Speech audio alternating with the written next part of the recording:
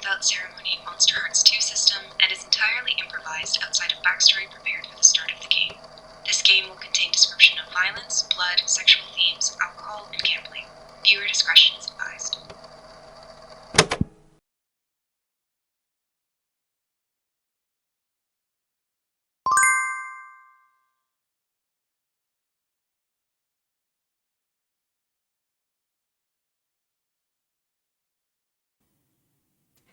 And we are live. Hello. Hello. Okay, if you guys are ready, we can just dive right into the recap.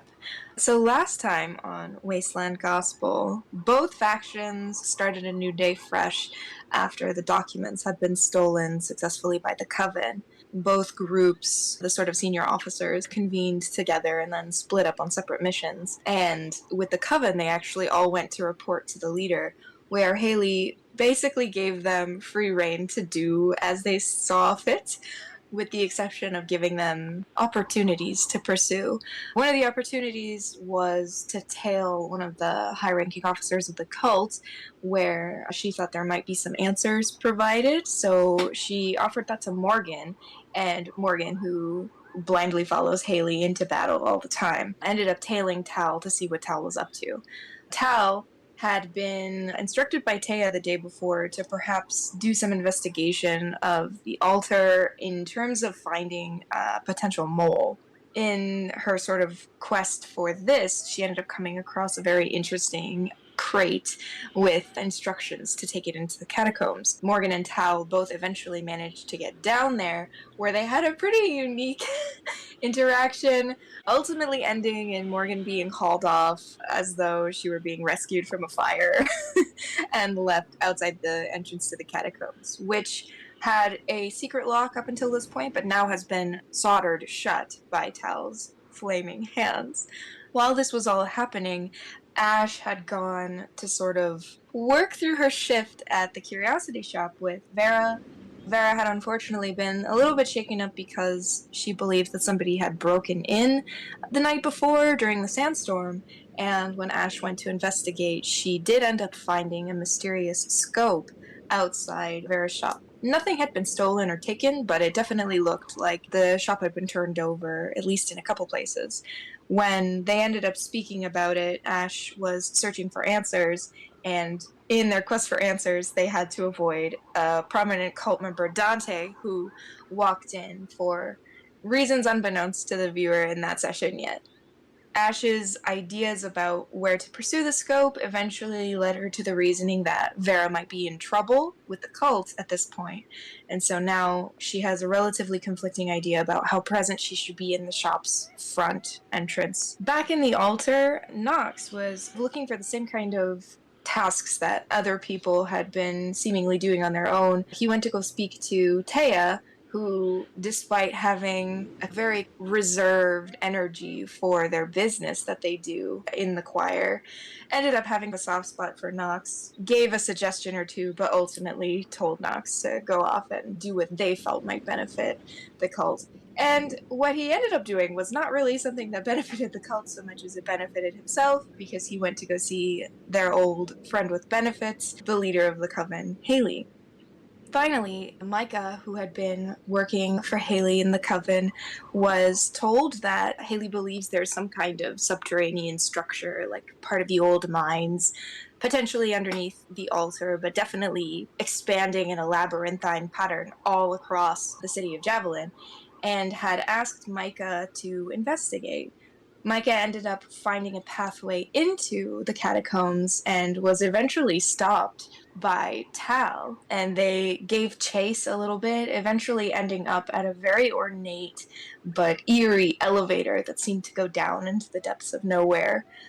And that is where we are going to pick up on this session. So Tal, you have just burned your way into the metal gate of this elevator. The glow is still kind of illuminating this part of the cavern.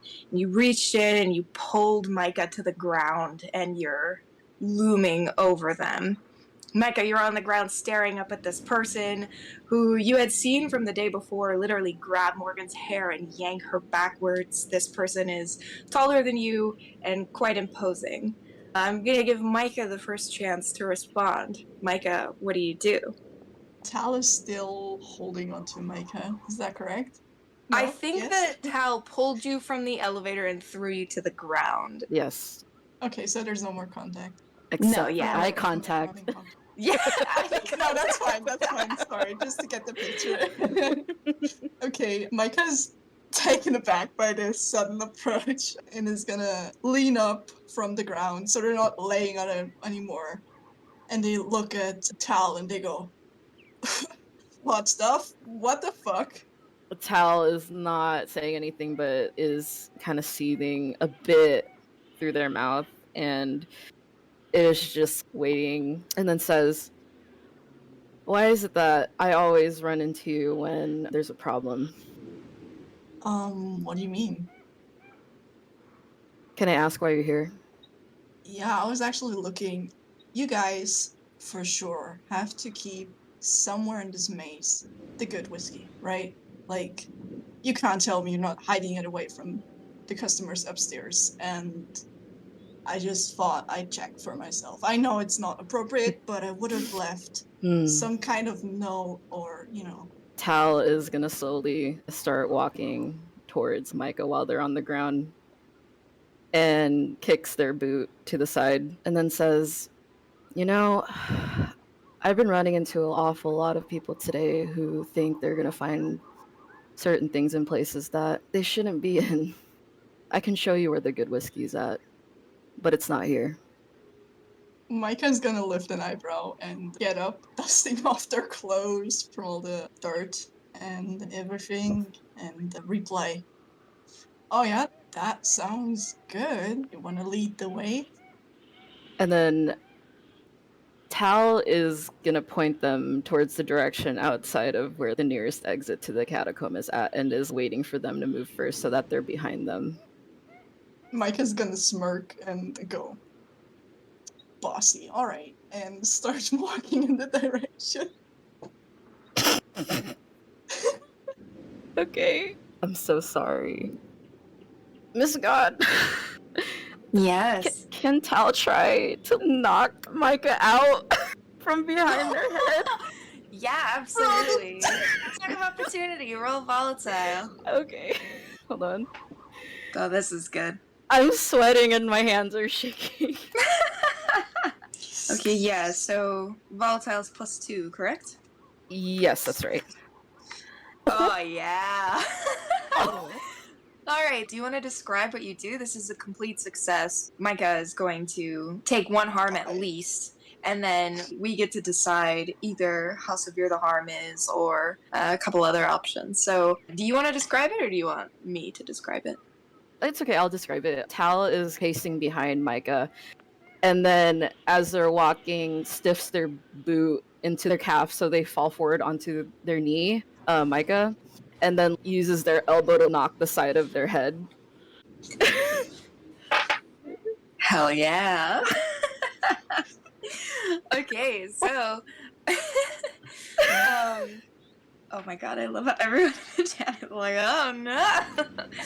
Alright, so Micah, you have to take a harm right now, and Tal, I'm actually gonna also give you a forward on the fact that this ended up working out for you. Like, they had no idea. They literally just get knocked unconscious. Oh, Jesus. They don't know what hit him.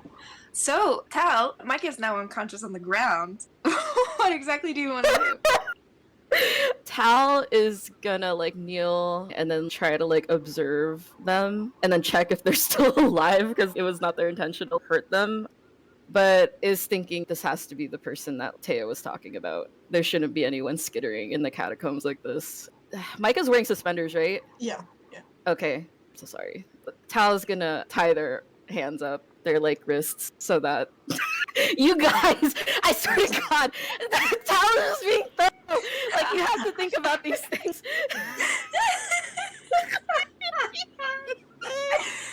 Oh my god. Oh my goodness. You This guys. game is just just like, how bad can Nicholas want, pal? Like, listen. okay, please continue. Yeah, just for extra precaution, like in case if they were to like render conscious again or come to, she wants to make sure that they can't move or something. And Miss God, can I ask if there's like any other path that is discreet in the catacombs that can potentially lead back up to the altar? So you've been pretty aware of this area for a while now, but it is still in some ways foreign to you. There are a lot of areas that have caution tape. There are some sections that are sort of marked off as dangerous, and also sections you just haven't explored because you don't have the maps to them yet. So you only really know of two central entrances and exits. There's the way that Micah came in and then the way that you came in. But you have heard rumors that there are dozens of entrances and exits all around Javelin and the altar, even perhaps. So what you could do is you could try and take Micah out the way that they came, which is the closest exit to you. Or you could try to move deeper into the catacombs to find another exit, perhaps. I don't think there's any telecommunications in the catacombs, right? Yeah, not right now. Okay, I think Tal is gonna go out with Micah the way where they came from, like the exit where the caution tape was, right? Yeah, they're gonna take them out that way, and then we'll be cautious to check out if there's anybody else outside. Yeah. Micah, which horse did you bring? Deputy. Oh. Yeah. All right. Well, Tal, as you carry Micah out, you do notice that Deputy is outside, like a beautiful horse that's just waiting by the cliffside. It doesn't really seem like there's anybody around. The area where you come up looks towards Vera's shop, but isn't super close by. And then you can see the rest of the town bustling in the distance. But it doesn't really look like anyone is particularly watching. What do you want to do? Okay, Tal sees the horse and obviously like figures, oh, this is probably what this person rode out here from. Tal is carrying Micah on their shoulder right now and walks towards the horse cautiously because obviously this is not their horse. How is Deputy acting right now? Deputy is kind of in a defensive position. The horse doesn't recognize you, and it's very clear that Micah is unconscious over your shoulder. So I think Deputy is backing up just a tiny bit. No. Is it possible to try and like comfort Deputy? Or try to like approach, you know? Do you remember what you rolled for how good you are at riding horses? For handling? I think it was, I bet Leslie has notes on this. I think it was like a, hold on. Because I know that Ash was better than Tal, but I think both of you rolled complete successes. Like, Ash was like an 11, and then Tal was like a 10. But it could be different. I think it might have been a 9 miss. Alright, you have pretty good abilities to handle and soothe horses, but Deputy is a very particular horse and very loyal. And so as you approach, Deputy again begins to like back up and kind of bray at you almost, like he isn't really sure. Do you get closer or do you stay where you are? How do you engage with him? Tal's actually gonna like gently put Micah down and is having their hands near their torso, like kind of in surrender, and then actually puts themselves a little bit lower, trying to humble themselves in front of the horse. You know, and like people try to comfort horses and they're like, hey, it's okay. That's what Tal is trying to do. But after seeing that Deputy got like uncomfortable, is not trying to, you know, take any fast actions. Yeah, first of all, very good decision. That's, in my head, a road diverged. And I think that Deputy, upon seeing this, sort of takes you as not a threat and calms down a little bit. Is still sort of snorting and huffing, but doesn't really look like he's gonna rear up or anything like that or take off. He just settles down a bit. Okay, at that point, Tal is just gonna take that as like a, okay, it's gonna pick up Micah again and it's gonna try and, if possible, to hoist Micah up onto Deputy. Oh my goodness. Okay, well, I would say that Tal is stronger and bigger than Micah, so I don't think you have to roll for that. I think you do get Micah up and onto the horse. The horse kind of makes a little shuffle in relative disagreement. He's confused as to why this is happening, but he doesn't make any sort of sudden movements. This is And so as of bad. right now, you're still both in the canyon. Okay. Oh god, this is gonna be ballsy, but like Tao's tentatively trying to like pet Deputy, and then we'll try to like saddle up the horse. Oh man, Haley is not gonna like this. Okay, well, since you calmed the horse, you're able to mount Deputy, and Micah is hogtied on the back, I suppose. Where do you want to go? My god. Okay, I have no choice but to head back to the altar, but are there stables out back the altar, or is it on the side of the altar? Is there like a way like they can be discreet about potentially trying to deliver Micah to the penthouse? I'm gonna say no. The central stable is in the front. Like, Taya hates horses. The reason that the altar has a stable is because Chrissy likes horses, and some people travel with them. But the other thing is, you are an extremely high-ranking member of the cult, so basically no one would question you if they saw you brazenly walk into the altar with someone slung over your shoulder. They'd be like, ah, well, that's the choir for you. So you could technically try to go around the back, or perhaps you could drop Micah off somewhere and then get somebody else to collect them. But as of right now, those are your options. Okay. Christ. Okay, so you said either walk through the front door or have someone collect Micah. Did I get that right? Yeah, you can either go with Deputy towards the stable, set up at the stable, and then carry Micah inside, or you can lead Deputy with Micah on the back, drop Micah somewhere, and then hitch Deputy back at the stable. Or you could leave Deputy somewhere else. You don't have to hitch him. Oh, okay. Tal's gonna ride back to the altar, and we'll try to go to the stable and just chill in the stable for a second, and then like maybe put Mike on some hay if possible. Just throw them on some hay. And then like we'll try to see if there are people posted from the choir to collect Micah. All right, so as you sort of set up in the stable, you throw Micah in a discreet stack of hay that the horses are casually munching, and you survey the area. You do notice a figure who has left the shop. They're a little bit further away in the distance, but you do recognize them relatively quickly. Ash, how did you leave Vera's shop, and where are you headed right now? Can I do just one thing as Ash was leaving the shop? Oh yeah, absolutely. Okay. She kind of mutters to herself like, fuck, I'm messing things up again. Oh. Can I say she notices the car in front of the shop? Yeah, of course. Did you hop out the back, or did you walk out the front? The front. Oh, yeah. So if you walked out of the front, you would have definitely seen the car. Do you investigate the car for more than a glance, or do you look at it up and down? I think she would notice, like, probably there's a dog visibly on the car. So, since Dante and Camino got in the car together, Dante had asked her to transform so they could have a conversation. So, Camino is actually still human. She has both feet on the dash, and she has an elbow out of the window rolled down with one of her fingers pressed up against her temple. She's sort of looking at you. You can see her kind of yellowish eyes with the black iris in the middle. She's just staring at you. I think this kind of gives the creeps to Ash. They kind of like swallow up and just like say, oh, hey. To Camino? Yeah. Oh my gosh. Cam gives an amused half wave, half salute, and kind of like gives Ash a once over. Okay. So I think Ash would probably just get nervous that there was someone else around besides Dante that noticed them, and like gonna walk faster out of this place, probably towards the hotel again.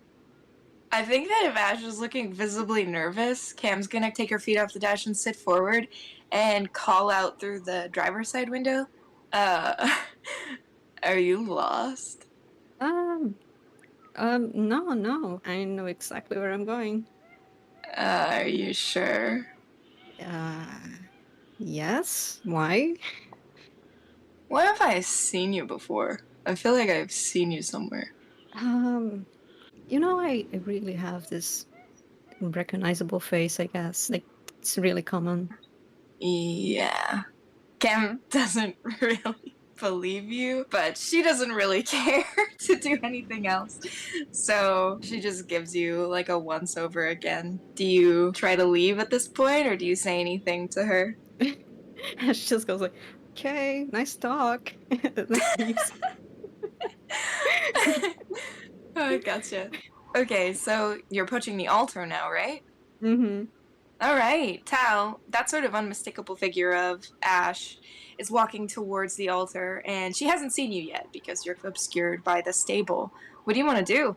There's like as if a hot brand went down to the pit of their stomach, but ultimately tries to not change their composure and is just watching. Like, how far is Ash? I think Ash is a considerable distance away. I think if you were to catch up to her, you would have to break out into a sprint, and you would probably run for like at least 10 full seconds. There's so much going on. Tal is like not able to catch a break right now. There's someone who's unconscious at like their feet right now, and then this person they've been trying to hunt is like right there. Fuck. Ash is lucky again. Tal is just gonna watch them, but can they obscure themselves behind Deputy? Yeah, I think so. Ash, are you taking a look around the area at all? I think that, Tal, you're pretty well hidden from sight. I'd just say, like, naturally, they've been, like, very wary of their surroundings, so they would be, like, keeping an eye if there's anyone around. Okay, well, I'd say that if that was, like, serious, then you'd have to make a dark roll to be able to see Tal. Okay, I'll do that. Not Tal just looking daggers at Ash from from Peeking Deputy's from a corner. yeah, from a horse's rear. Oh, Like I'll just be looking. traumatized for life. More. Ooh, an 8. Oh. Yeah, 8 is a mixed success, so you don't get like the full answer you're looking for. You do see a person. There's definitely a figure that has watched you for a moment, and you catch like a quick moment of their eye, but then as they notice you seeing them, they move back into the stable, and you couldn't exactly tell who it was. For my second question, can I ask who that was? The person is after me? That person is after you, yes. You recognize it as the person who has been hunting you. Oh, man. Ash has already had quite the day, but now they start sweating even more. Like their heart is palpitating. They know they're being watched, and I think they just want to get like. How far is like the entrance from where they are now? You're pretty close by. Probably take you like another 20 seconds or something to get inside. Longest 20 seconds of your life, but you could probably make it. Yes, they would get the heck out of there. All right. Tal, do you want to pursue or do you want to just continue to observe? I don't think Tal's notified anyone about Micah being in the stable, have they? No, not yet. Tal hasn't had time. Fuck. Well, okay, Micah's on the hay. Deputy's all like tied up and comfortable and not in the sun, so I guess we're good. Tal is gonna try and go to the entrance of the altar to jog into the lobby and see if she can find anyone of the choir. If you're There. interested, I forgot to mention this before, Yes. but you would have also seen Dante's car at the shop, like at Vera's shop. So if you would have Okay. wanted to, you'd know that Dante was there specifically. But you could also go into the altar and speak to Chrissy and see if there's like an officer around, or you could report to Taya. It's up to you. Jesus. That's like as Ash is walking to the entrance, does she notice Tao is also like Tao gets out to go to the entrance? We'll give Tal a chance to decide what she wants to do first. Oh god. Shit. Fuck. Okay, yeah, like Tal's gonna try and jog to the nearest comms possible. All right, sort of a couple paces away from the altar towards the center of town, there's a phone booth. Dotted around the town, there are phone booths everywhere, and if you punch in a specific number combination, you don't have to pay to use them. That's how sometimes the choir uses them to communicate with each other. Who do you want to call? I'm gonna call Taya. The penthouse. Okay. You hear a click on the other line, and you know that Taya has picked up. Okay. Tal takes like a breath in and then says, I think I've got the mole and they're in the stable right now. I'm after something else important. But is it okay if we can send some people down to come get them? Taya pauses for a period of time just to absorb everything that you've just said, and then says, yeah, I can get someone to come by. Tal kind of exhales and then says, okay, thank you. And then Tal kind of like waits. Good work. Tal kind of smiles against the receiver a little bit, hearing like, God, nothing sounds good in this game. Hearing this praise. And then kind of says, okay, I'll relay with you again in a little bit. I might see you soon. And then waits if Taya says anything else. I think I would like to speak with you soon. One of the tattoos on my back has been acting up a little. I'd like a professional opinion. Yeah, of course. It's wait, not infected, right? I was like worried about infection because like the way Taya said it. You can hear Taya smile into the phone, but they don't really lighten their voice or anything like that. It seems like you can tell, but it's probably hard to parse otherwise. And Taya says, no, I can just feel it. It's hard to explain. It doesn't hurt. It's not infected. And then Tal kind of sighs again. Okay, good. Tattoo infections are always nasty. I was about to think like maybe somebody else worked on you, and we'd have one more other person to try and find, but and then tries to not ramble, and then says, "Sure, after the day's out, I can take a look at you." Taya doesn't really say anything else and just lets the receiver go dull and silent. Okay, Tal is gonna slowly hang up, and then is now relieved that Micah is taken care of and now can like set focus back on Ash. All right. So I'm going to check in now with Dante, who is in the shop. Dante, you came in, you left Camino in the car, and you got a journal out, a little book, and you're sitting in a chair working on something, right? That is correct. What do you want to do? So basically, when Dante is done writing some things up, they get up and walk over to the counter. Is Vera there? Yeah, Vera has been like nervously going through stuff at the back of the counter, the display where things are set up, turns around and notices you approach as she gives you like a tense smile. Okay, Dante sees that and then goes, thank you for having me. I'll get out of your hair now. But before, I do need to make a purchase. Could I get a stack of candles and a couple of paper lanterns, that kind that float on the water, please? Oh, yeah, sure. Could I ask what for? It's a strange season to be grabbing paper lanterns. Aren't you worried about the heat at all? It's personal. Ah, yeah, absolutely. I'll be making sure it's safe, don't worry. Vera goes into the back of the shop to grab some of the things. She begins to rifle around. You can hear a little bit of noise. You're in the shop by yourself. What do you want to do? I think Dante's just gonna raise their voice a little bit so Vera can still hear them and say, I didn't know you had a new employee. What's her name? Oh, wow. Yeah, I guess she works in the back most of the time. She's really lovely. I know it's kind of silly, but I don't really use her name much. You know how it is. I give people nicknames. Sometimes people in this town don't really want to spread stuff around. Everyone's got their reasons. I'm sure you know that. Yeah. Are they alright? They seemed on edge. I mean, it's the desert. It could be any amount of things happening, going through her mind right now. But I'm sure she's right as rain. You might just have to get to know her. I mean, you don't have to get to know her. You could probably just recognize deep within your heart that everybody's different, and that would also be fine. I think at this point Dante like senses that there's something more to it, but just doesn't want to push more. So they just go, "Forgive me, Miss Han. I didn't mean to pry." No, I didn't mean to pry earlier with you either. It's water under the bridge, honey.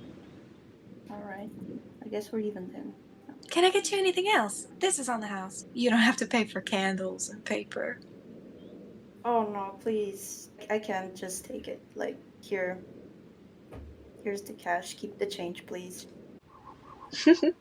What Farrah's going to do really quickly when you offer to pay, she's going to roll. Oh, okay, so that's a mixed success, so you can decide what you want to do for this. But Vera just tried to roll charm for favors. She kind of looks at your money and lifts her hands up and says, "Oh, no, no, no. In a place like this, money doesn't get you that far anyways. If you want, we could just sort of put this on your tab, you know? An IOU, maybe if I need a drink at the bar or a friendly ear once in a while. What do you think?" Dante thinks for a bit and then says, "All right. Yeah. We have a deal." All right. Wow.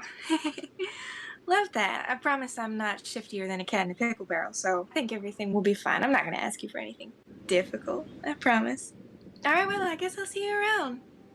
All right. Thank you very much and have a very lovely day, Miss Han. Bye, honey. That's so sweet. That's me. Where do you want to go so now, Dante? They pack the things that they got from Vera and they head back to the car. All right. What do you want to do with the things that you have? Do you want to say anything to Cam? Well, what's up next for you? Dante's just gonna put the things behind the seat and is not gonna say anything unless Cam asks about it. Cam looks at you disinterestedly and then looks at your bag of stuff and looks back to you and says, "You were in there a while. Did you get me a snack?" I'm so sorry, Cam. Vera doesn't sell ice cream, but if you want, we can stop at the ice cream shop. Yeah, whatever. All right, ice cream it is then. And they start the car, start driving to the nearest ice cream shop. Are there any ice cream shops in the town, or like a general store where they could get like a little... In the desert? I mean, I think Yeah. they probably make shaved ice so people can cool down. There's probably like a spot for that, but that's probably about it. Okay. And I guess that's what they're going now. Would they be All able to right. see Ash walking towards the altar, or... I think that you'd probably be able to see Ash just getting inside the altar. She left a bit before you, and it's not too far from where you are now, so you probably just about see her. And also, you probably be passing Tal in the phone booth as well. Oh, all right. Then I'm just gonna break and stop to speak to Tal. They roll down the window like completely and pop their head through and greet Tal with a nod of their head. Okay. Tal is at this point they're putting down the receiver and then probably sees Dante rolling up and then gets the bright idea. Walks out of the booth and then leans their elbow on the top of the car and then looks at Dante and is like, "Hey, this is kind of sudden, but do you want to make up for last night?" Yeah, absolutely. What's up? Okay. Have you seen like this pink-haired person walking around lately? Yeah, turns out she works at the shop. Oh. Tal is amused and then makes a note. continues and says, okay, well, if we ever run into them again, which I'm hoping we do, they might have something we want, and that was taken from us. So, Wait, don't tell me they were the one who stole the fucking papers. pretty sure. Like, of course, in Tal's head, like, she has no fucking evidence of this, but is just so hell-bent on on Ash causing so much shit that it's just gonna blame them for it. Shit, man. I literally talked to her at the shop. I had such a good chance. Like, Cam was with me. Oh, God. Tal kind of puts their hand to reassure Dante. It's okay. I didn't tell any of you guys about it yet, not even Nox. And then, like, kind of breathes a bit and is embarrassed at what she let happen, and then says, it's okay. We'll make up for it, but I just need to talk to this person, and we need to find out why they took our papers. Okay. Yeah, absolutely. I can go after them right now. I mean, I promised Cam some ice cream, but this is more important. Tal, like, lowers their head and is looking at Cam apologetically, and then looks at Dante and says, okay. And then Miss God, did Tal see Ash head into the altar? Like, into the altar? Or, like, towards?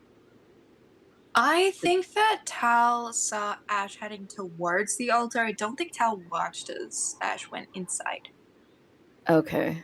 Okay, gotcha. And then Tal says, we kind of had a situation last night, and I don't think we can. And then, like, Tal in air quotes goes, conduct our business. So just be careful. Yeah, okay. But Gotcha. yeah, this person's name is Ash, and Tal kind of purses their lips and then doesn't say more than that. Okay. Alright. Do you need a ride to anywhere or anything, or do you want me to get started getting my hands on this character? We can ride back. And then, like, Tal's gonna get in the back seat. Yeah. I like the idea of Tal maybe walking over to Shotgun and looking at Cam, and Cam just like gesturing with her thumb. Get in the back. I'm not. Yeah. No, Tal's not a dick. Like, it's cool. Yeah. All right. So Dante, are you gonna head back to the hotel? Yeah, I guess that's what we have to do now. Let's go. All right. I'm gonna check in really quickly now with Nox. Nox, you were in Haley's room. No idea how to preface this, so we'll just be direct about it. You and Haley have just finished having sex. Haley is probably sort of lazily trying to put on clothes as she can, but she's kind of moving slow. She doesn't really care about anything. What do you say? What are you thinking? Okay, if I can ask, like, where are they exactly? Oh my goodness. I mean, like, I guess. On the couch or on the floor? I hate you. You know what? Just because I think it's funny, yeah, they're on the They floor. fell on the floor at some point, yeah. All right.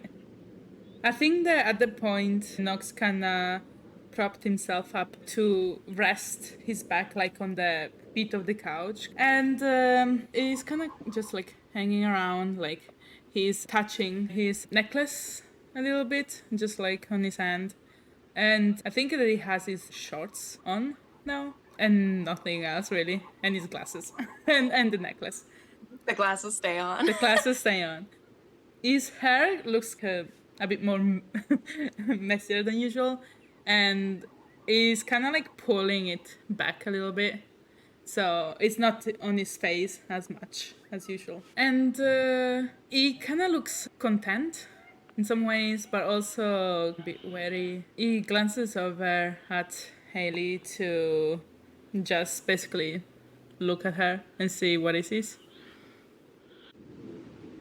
Okay. So I think Haley probably hasn't put like her jeans and her chaps back on yet. She's walking around in the flannel that she had been wearing earlier, her little striped shirt. And I think she has already walked over to the desk where she had hidden some of the papers and documents, and she's kind of knocking a little bit. Her horns have come out, and I think she like reaches a hand up to sort of stroke the back of them to see if eventually they will go away. But she doesn't have like her talons or her tail sticking out or anything like that. There seems to be grades to the way that her succubus form comes out. Eventually, she feels your eyes on her back, and she turns to face you and looks at you. At that, Nox makes a bit of a bigger pursed lips smile and says, I kind of like when they're sticking out like that. I'm gonna make a horrible joke. I'm sorry. Haley's gonna smile, not say anything, point at the horns, and then point at her boobs to be like, which ones?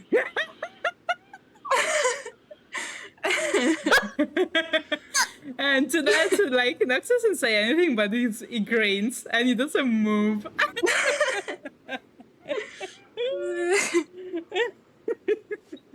And then, like, after saying that, he kind of like just gets up and slowly walks towards Haley and props somewhere close by, like maybe if there is the table in front or something, just like leans looking at Haley. So that was nice. Oh, wow. Is that a compliment? He tries to make a joke about it, but then eventually says, yeah, it's a compliment. All right, so Haley's sex move is that if the other person is satisfied, Haley gets to take one forward and Nox takes one harm. Mm-hmm. So, Okay. Nox, mark down that you have one harm now. Yes, let me get this little harm. Okay. Haley kind of like brushes a hand across Nox's chest and kind of twirls the necklace for a moment and then smiles and is like, I mean, you aren't so bad yourself. To that, Nox kinda laughs a bit nervously and he says, You sure this is not like a regular weekday for you? What do you mean? And he kinda like scratches his head a little bit and he says, Never mind. Well, if you're happy with me, I guess. You can't see his eyes, but you feel like he's not really looking at you right now. Like he's looking towards you, but he's not looking at you. Is his head like facing down? A little bit, yeah. Haley's short, so Haley's gonna tilt her head and try to see underneath, like where he's looking down, and she's gonna brush the bottom of his chin with her finger and be like, "What's going on?" He smiles a little bit and then just puts his hand on her forearm that's holding the chin and says, I don't know, sometimes I kind of wonder why we're doing this, you know? Emotionally, just... yeah, whatever. He usually doesn't react like this, so you're not really sure why he's doing that, probably. Does Nox move at all from this position, or just stay He kind of with their stays there. head down? Yeah, he kind of stays there. Probably like looks a bit to the side, so it's not just looking down towards Haley, looking on the left or something. I have no idea how this is gonna turn out. She takes her index finger and puts it on Nox's forehead and then pushes their head up so their head is normal. And she's gonna trail the index finger down and grab the rim of Nox's glasses like across his nose bridge, and she's gonna take them off. Oh shit, does Nox have time to react to that? Yeah, of course. Nox can look away or close his eyes or keep them open. Like, they have time to react. She does it kind of slowly. Okay. I think that when she does that, Nox shuts his eyes and is just standing there with his eyes closed, furrowing his eyebrows a little bit, but not really doing anything else. Haley's gonna grab one of Nox's hands and press a thumb into the very center of their palm and then take the hand and put it on one of her horns. And she's just not gonna say anything. To that, Nox smiles a little bit and is like, what are you doing? I'm not scared of you, pretty boy.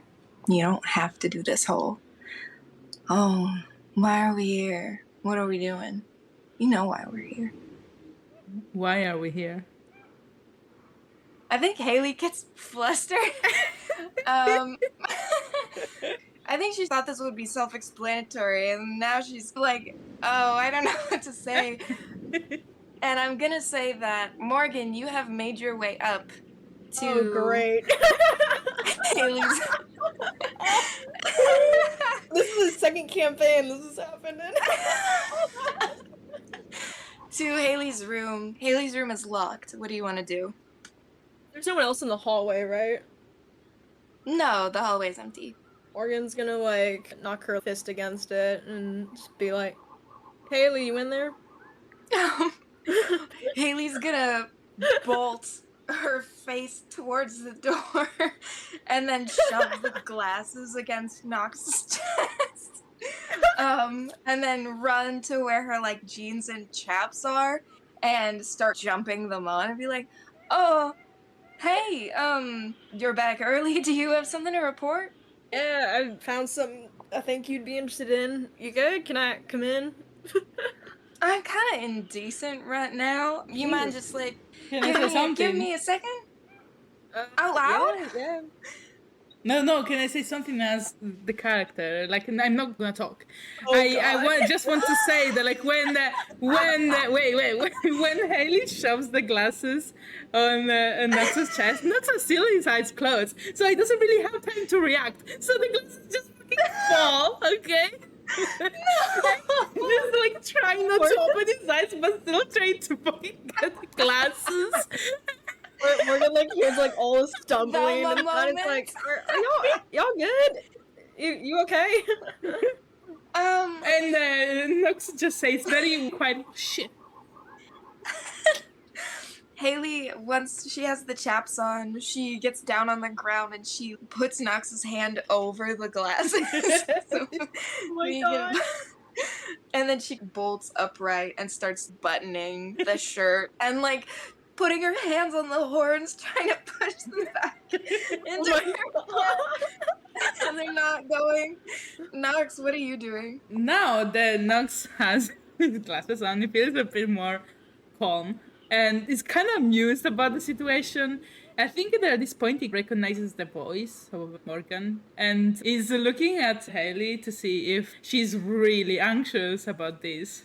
What's his face? Haley looks like she's pale, and after she's completely dressed, she, without thinking, takes the portrait and turns it over. Like all of the documents become visible. And then she puts two hands on Nox's shoulders and tries to walk him backwards into the bathroom. Does he do that, or does he try to steady themselves so that Haley can't do that? Yeah, I think that Nox is gonna put steadily his feet down and he's gonna try not to move and be like, what's going on? Why do I have to go? Oh my god. Not. And then he also kind of like sneakily looks towards all that stuff behind the paints just to look if there is anything. But obviously he probably doesn't see anything. Just sees a pile of documents or something, right? Yeah, he just sees like a lot of documents. Okay, so this is what I'm gonna do. Okay, so I rolled gambling. So Haley's gonna take a chance to try to be successful for something. We'll see how it goes. I don't want this to like make Nox uncomfortable. But her gamble is that she's going to go up on her tiptoes and like kiss Nox to see if that like unsteadies his knees enough so that she can push him backwards into the bathroom. She rolled a 9. Yeah, so I think it's a mixed success. But I think that would work, but kind of like more in surprise. Like Nox would be like, what? And so yeah, it would be a bit taken back in the moment of uncertainty. Haley could do that. As she finishes getting Nox into the bathroom, she Nox grabs is the very door. loud though because it's so Oh fucking big, my right? God. So just going. Phoebe, you're so evil. Oh my god! So she gets Nox into the bathroom and then grabs the doorknob and looks at his eyes where his glasses are and can kind of see the purple sort of fading through, and says as calmly as she can, "I need you just to trust me for 5 minutes. And maybe we can talk about this some other time, but can you do that? There has to be enough here. Please. Is this the quote from The Last of Us and Tess? Yeah, I'm trying to appeal to you. Is it working? Just We all recognize There has to be something here. You can't just. You can't, That's towards Nox, right? So Mhm. Nox sees how perturbed Haley is, so it just puts his hands up. It's like, all right, I'm just gonna wait here. Okay, Haley closes the door. And then goes to her front door and opens it, kind of leans an elbow on the door frame. It doesn't open her door all the way. I was like, God. hey, honey, what's up? What's your news? Jesus, you took your sweet time. You okay? Yeah, I got company. Heard a lot of smashing and like rumbling. Some fall? Yeah, you could say that. Alright. Can I come in? Yeah, maybe just for a moment, so later I can get them out of my hair. You know, they're just in the bathroom, but I think Oh, maybe it'd be they're nice. in. Alright, that's okay. If you want, we could do this in your room or something like that. I mean, I guess, but listen, I found something and I think that you're gonna want to hear this, alright? All right. Morgan's gonna go sit down on the bed. All right, go on. Alright, so I tailed that one person that you told me to from the choir, and you're right, there's like a bunch of catacombs and like tunnels underneath here. They were holding something they went to go put away, I think, or I don't know, do something with it, but there's shit down there, Haley. Bad shit, right? I think so. I didn't get too far in, but I think it'd probably be easy to get back in. Hey, did they end up seeing you? Did you do the whole thing without getting caught? They saw me, but nothing happened too bad. Haley's gonna like walk over to where Morgan is sitting on the bed and kind of take Morgan's chin and turn it like side to side. Let me take a look at you. No scratches, nothing happened. No, I wouldn't let him. Of course you wouldn't. Hey, have you seen the others? I haven't heard from them yet. No, I haven't heard anything either. Oh, I did swap this off of them the other night, and Morgan's gonna pull out Tal's wallet. And got what some is your photos in it. plan? Photos? Yeah, Oh. I don't know. I asked them about it when I saw them, and seemed pretty sensitive. But I don't know. Always good to know these things. Listen, I don't really know where the others are. I haven't heard back from them in a while. I know it hasn't been too long, but I get a little worried about Ash. Sometimes it's nice to know where she is. If you want, we can meet up back in your room a little bit later and talk about things, but would you mind just going on the lookout and seeing if they're around or if anything happened? That way we can all meet up to discuss these things you've learned. Yeah, I can go find her. Morgan's gonna eye the bathroom and be like, "You good with that person?" Sounded like they were causing quite a mess. Haley's gonna try and blow it off and put both hands behind her head and be like, oh, honey, I'm good. Don't you worry. Alright, you can handle yourself, so I'll get out your hair. Hey, Morgie, good job. I appreciate that. You came back to let me know. I'm sorry it took me so long. It's alright, I get it. Okay, I'll see you in a bit. Alright. Morgan will head out and try and find Ash. Okay, before I jump away from Nox, is there anything... Actually, you know what? I think we'll come back to Nox and Haley from that moment, if that's okay. Yeah, I just want to say that Nox heard all of that, right? Because Morgan wouldn't care of being quiet inside Haley's room, right? Yeah, not at all. Yeah, Yeah, so Nox would have heard all Nox of that. heard everything, okay. All right, Morgan, you just walked out of Haley's room and she asked you to check on Ash. What exactly do you want to do right now? Would Morgan know that Ash works at the shop, or does she not really know that?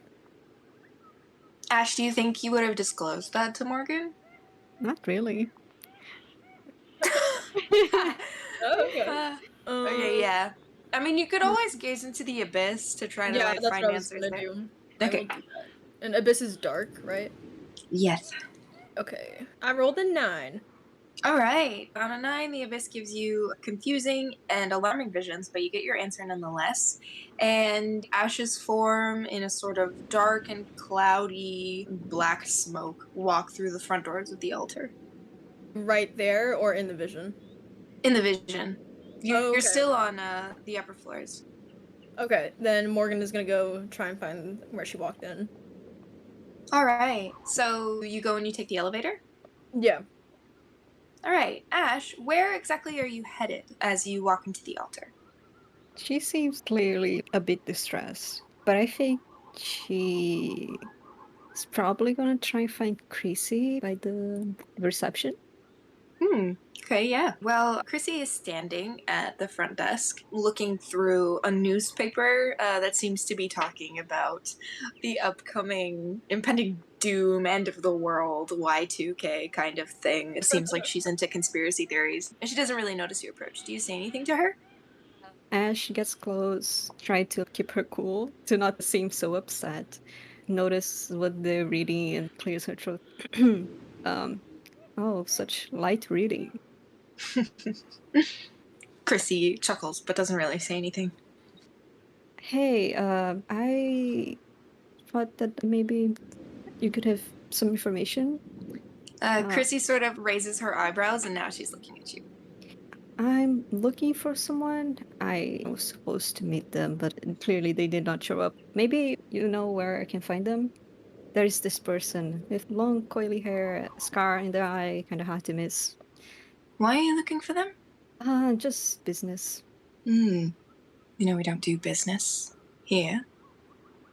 No, But I'm not saying it was supposed to be here. It's just like I couldn't find them.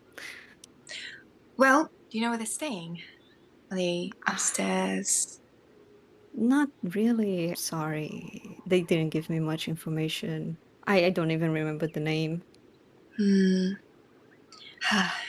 Well, give me a moment. Chrissy kind of walks backwards into her office and shuts the door. So you have to wait there. Do you want to wait at reception? She kind of nervously look at the door again. Is there a clear vision from the reception to the entrance of the hotel? Yes. Ah. Is there? Did they leave the newspaper that they were reading? Mm-hmm. Yeah, Ash just picks it up and like puts it over her face and Oh my pretends to be reading it. I'm gonna say that at this point, Morgan, you've come out of the elevator and now you're on the balcony. Did you want to look over, or are you just making a beeline to the front door? She'll kind of look around. What does she see? From your position on the balcony, you can see that there's a couple of people at the bar mingling around, and you notice this big sheet of newspaper that's been opened all the way at reception, sort of shielding a person with pink hair. But you can see the pink hair from where you are. Morgan will kind of like smirk and stroll over. Ash, while you're waiting, you hear an interesting kind of whirring sound. It's not really a sound that you'd expect to hear, and you can't really tell where it came from. Can you roll dark for me? Ooh, 10. Ooh, 10. Ooh. All right. So when you try to focus in on the sound, you notice that your feet are vibrating. It seems like the whirring sound is coming from directly beneath you, weirdly. It sends these shivers up through the base of your calves and towards your spine. You're not really sure what it is, but the two are definitely connected. It doesn't feel like an earthquake in any way. Does it feel maybe there is like a machine underneath? It feels like it has an electric hum. All right, Ash, I'm going to say that at this point, Chrissy opens the door and holds in the doorway for a moment upon seeing you reading her newspaper, raises an eyebrow at you, and then walks over holding a couple files, memos, stuff like that. And then on her approach, she looks at you quizzically and says, "You enjoying that?" I mean, you just left it here. I'm sorry if She kind of just puts the paper back. No, I mean, what's yours is mine. It's all right. So did you find anything? Well, nothing concrete. Unfortunately, the information you gave me is also not extremely concrete, so I hope you can cut me some slack. Now, the individual you were describing, the only person that I could think of who goes by sort of description, her name's Quinn. She doesn't really come around here, though. She hasn't been here in probably 1-2 years. The last document I have from back when she used to come by, she was only coming here for medical attention. I don't know how you heard of her or where you were meeting or why, but that's the best I can do for you. I'm not sure where she is, so I'm sorry your meeting didn't go well. And then quirks an eyebrow again. No, it's totally fine. You already helped. Thank you. Is everything good here?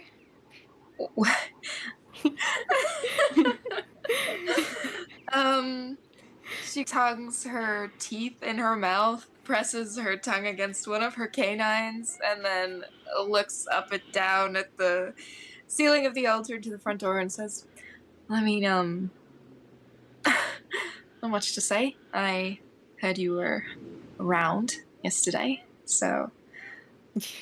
Ash clearly gets nervous again. Yeah, I heard there was like some commotion. I've seen a little bit of it. It was a bit messy. Commotion, that's interesting. You know, I didn't actually hear very much about it. You want to tell me anything? It could probably help with cleaning up around here, you know? I was really far back. I didn't really see much. I just saw like maybe there was a fight, but again, I didn't. I'm sorry. She's very clearly digging you for information. She already knows everything about what happened last night. She knows about you, and she knows about the people who were involved in the fight because Taya already told her. So she just kind of hums to herself and then smiles and says, well, listen, I've got no use for the memo anymore, so if you'd like to keep it, you can. But if you keep it, if I give this to you, I'd like to say that you're not as tight-lipped about what you see. How about that? I'm sorry, but this is Leslie. Is she asking for me to tell more so she can give me the papers? She's saying in the future, don't lie to me, basically. If I give this to you, it's information. You have to share information with me, too. Yeah, I got it, you. Right, Ash Murphy. See you later. Yes, thank you again. I really appreciate it. Of course. And they kind of just grab the papers and takes a look around the area. I think at this point, Morgan has probably descended the stairs. Morgan, you went towards Ash, right? Yeah. Can I say something? If Morgan did go towards Mash, Sure. if Morgan's just behind, about to get to her, she turns and she like the jump scares, like fuck. Ash is so cute. Morgan will chuckle as Ash jumps and be like, you alright? You looking for someone? No, I got what I needed to, and kind of looks back to Chrissy. Thank you again. And they want to get out of there, and like Morgan's in the way, so they probably like try to make Morgan go with her, like towards the upstairs area, trying to push her to go back. Alright, Morgan will follow and just like nod at Chrissy. Chrissy gives Morgan like a polite little wave. She's probably more familiar with Morgan than she is with Ash. Morgan's been around a little bit longer than she has. So you guys are walking now towards the stairs. Yeah. Does Morgan say anything? Morgan will look at Ash and say, you alright? Where are we going? Ash just keeps looking around, making sure there's no trouble. In the way, I found some information and looks at Morgan and looks around again. Haley's busy. We can go to my room and talk. Yeah, what you've been up to? Let's just say I've been exploring. I found some stuff underneath here that I think might be interesting to all of us. Okay. It's better if you probably just talk about it in your room then. All right. And then, yeah, Morgan will lead the way to the room. Okay, so you guys make it back up to Morgan's room. Morgan, Ash, do you want to head inside and debrief? Yeah, and Morgan will, like, lock the door and stuff as they go in. What is this thing you mentioned about something downstairs? On the basement?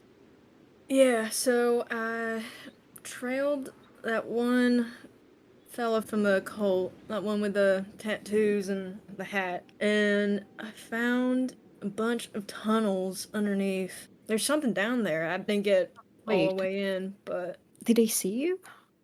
oh yeah, we got up close and personal. What? Why? Ash is just shaking their head like, how did that go? Totally fine. I mean, I think they talk a big game, but they seemed a bit sensitive about some things. Why? You know them? It feels like it's itching the area where they have the bracelet. They just like playing with it a little bit. Dude, you gotta be more careful.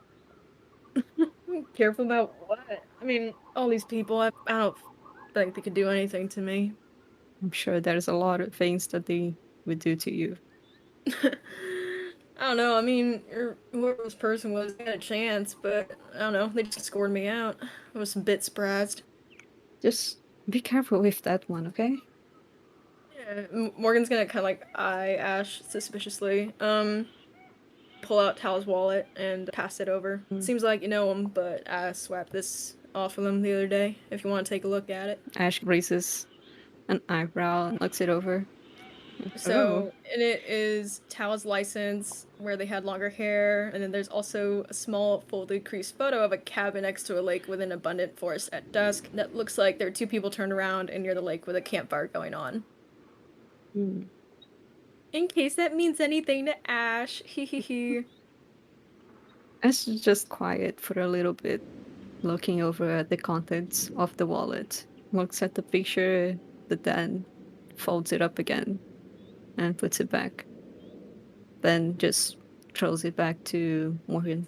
You can keep this. You know, I asked them about this photo, and they seem just as prickly as you do. I don't know what this is. Alright. What'd you find out while you were out? Well, I think they're kinda into me. About yesterday, they went looking at the place that I work. Really? I How do you know? found they tried to break in, and I found this little trinket. It had their mark. It was the chain. Then they moved the papers. I don't know who it was, but I believe it was this person. Oh, okay, wait, so Ash is showing Morgan the chain? No, the papers about Quinn. Oh! You see her jaw clench. Do you know this one? Her hand is like really gripping the paper. It seems like you know them. You could say that. They're causing trouble around town again, I guess. They're here? Yeah. Should I be worried? Wait, you saw them? Not exactly. I just know that thing belonged to them. What'd you find? Scope? Oh, Jesus. Should we be talking all of this without the blue one? I mean, Haley said we'll reconvene later today and talk about everything we found, but you haven't seen him at all today? I saw them earlier, I think. Like, they're taking a horse. Yeah, I guess they've been gone for a while. We can look for him if you're worried. I mean, I can just be on edge lately of all of this. Yeah, you might want to work on your disguises a bit better. That paper trick, I don't think will fly around here. Ah, yeah. Look, I did what I could, okay? It's alright. Where'd you last see Micah? It was by the stables. I'm not sure if they left. Alright, you can stay here if you want, but I'll go out and look for him. Why do I get the feeling you're gonna get into trouble again? I don't want to hear anything from you. You can come with me, but you seem a bit shaken from earlier, so. Ash considers like staying in the room, but then she thinks back at the conversation that they had with Haley this morning. She should try more to interact with the others. So she says, "No, it's okay. I can go with you." All right, don't worry. I got your back. I'll keep any suspicious folks off of you. Thanks. All right, and Uh, Morgan will lead the way to the stables. All right. So I'm gonna just slightly rewind a little bit. Dante and Tal, we're gonna get to you soon, but I would argue both of you are heading back to the altar, right? You're gonna walk through the front door and stuff like that? Yes. The food. It's okay. That was so cute. Okay, so what's going to happen is we are going to get to you, but just in terms of timings for your own peace of mind, Morgan will have collected Ash and been going to the elevators by the time that you guys get inside and into the place. You don't walk in and see them interacting with Chrissy because that interaction has been completed, so we can't really retcon it. So before this happens, Micah, you're lying in the stable. There are cracks in the wood roof where beams of light are shining down on your skin, and despite the sort of like horse smell and general dusty, grassy vibe that's relaxing in a way, as you rouse yourself, you notice that your hands are tied together. You don't have a lot of motion. You hear very faintly a knife against metal. Something is being sharpened. What do? Micah will look around and try and see where the sound is coming from. You can't really see anything. There's nothing in front of the open stable, nothing to the sides. So, what do? Are your hands behind your back or in front of you? I'm gonna redirect that question to Anil. How did Tal tie them up? So they got the suspenders just from the front. Did like a complex or whatever type of knot. I don't know my knots. Sorry. So, but Micah's hands are in front of them, so that's good to know. No, on the back. Their hands Oh. are tied back. Yeah. All right. So, Micah, what do? Is that something that Micah could wiggle out from, or is it as tight that there's no way they could loosen it and free their hands? I don't know. Do you have anything on your person that might be in your back pocket that would be able to help you escape that? They do not have anything on their person, but they are able to make use of some perks that they have. So for this case, they actually have the specifically made Reaper weapon, which they can manifest at will in their hands. It's a dagger, and with that, they're gonna try and cut off the suspenders, all while cursing Tal for making them destroy their favorite suspenders. All right. So, if you're going to try and cut yourself free, you're going to have to roll gamble. If you're going to try and break free, you'd roll volatile. So, which one would you want to do? Oh, so cutting is not volatile either? Cutting, you'd have to like gamble on whether or not you can cut it because it's like a dexterity roll almost. It's not really like a strength roll. Okay. Alright, in that case, gambling modifier is +1. Great, it's a fail. Fuck. I'm so sorry. Oh, come on. Okay, well, Micah marks experience again. This is not going well at all. Okay, Micah, you try to get the dagger positioned against the I was having so much trouble coming up with the word for, oh my god, what suspenders. I kept wanting to call them something very wrong. I was like, that's not the word. So you get the knife up against your suspenders, but as you begin to cut through, they're elastic. So the first one kind of snaps and you wiggle your hands and you realize that it might be a little bit more challenging to get out. You don't drop the knife, but you do realize it'll take you a little moment to break free. As that's happening, a shadow crosses over you and there's a figure in the doorway of the stable. Do you look up? Yep. Who is there? It's the figure from the night before who, when they walked into the bar, the whole altar went silent. They stand and they don't say anything. They just look at you. I'm actually gonna have Micah look up and squint a little bit against the light and go, "You mind giving me a hand here?" And give a cheeky smile. Taya doesn't say anything. Okay, Micah's just gonna get up because the legs are not tied, I hope. No, I don't think your suspenders are long enough to tie you like that, so it's probably just your hands. Okay, Micah's just gonna get up and go, "Alright, that's good too. I'm just gonna go find something else." And they're gonna start walking away. So Taya is blocking the entrance to the stable. As you stand up, 3 individuals walk out from behind Taya and are standing now in front of the stable as well. Micah's just gonna sigh and stare at Heath and wait for a reaction for them to either move or, as they expect, do something else. As you sort of look at this group of people, you see one of them in the distance has one of those long steel rods and they're sharpening a switchblade against it. Taya looks down at their feet and then back at Micah and with a reserved, cool look just says, "You're gonna tell me your name. What, you don't know it already? I want you to say it to me." Well, I guess you could ask a little bit nicer than that. Taya breathes quietly, stops leaning on the edge of the door, and walks a little bit further out from the stable. As they do that, 3 more people appear behind them.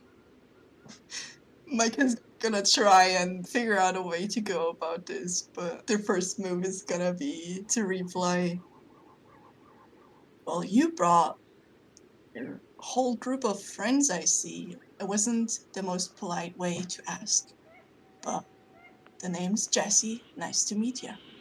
What's your name?" T doesn't say anything else and continues to sort of look between Micah and the ground, and then with an almost imperceptible gesture waves, and the people that they've brought step to the side as this conversation continues. They look back at Micah and say, "We're not in the altar right now. What's to stop me from taking care of my pest problem?" Last time I checked, I'm not part of your religious little fun group, so I'm not sure if you should be calling me a rat. Don't you think you have another problem to take care of? Taya, again, doesn't say anything and seems to turn their back and walk a little bit out of the stable, almost as if they've given you permission to step outside. What do you do? Can Micah step outside while keeping an eye on the goons, as not to get surprised, whacked on the head again? Yeah, you can step tentatively outside. They're still surrounding the stable, but they're a little bit further out because of Taya's little gesture. Okay, yeah, then Micah is gonna step outside while keeping an eye on everyone around. Tay is going to turn back to you and breathe deeply. They're obviously managing their feelings. You can tell it's obviously very easy for them. They don't really seem bothered by you at all. And they look at your outfit and patiently ask, "I'm assuming you got captured and delivered to our religious organization because you're so good at maintaining yourself, right? You don't have any trouble at all." Well, to me it seemed this meeting beforehand was going somewhere else. I'm not against tying up and being tied up and stuff, but she kind of ditched me. I don't know where she went. I saw this turning out differently. You know, the way I see it, everything so far has happened exactly the way we've wanted it to. The fact that you think that you've had any say in what's happened is kind of sweet.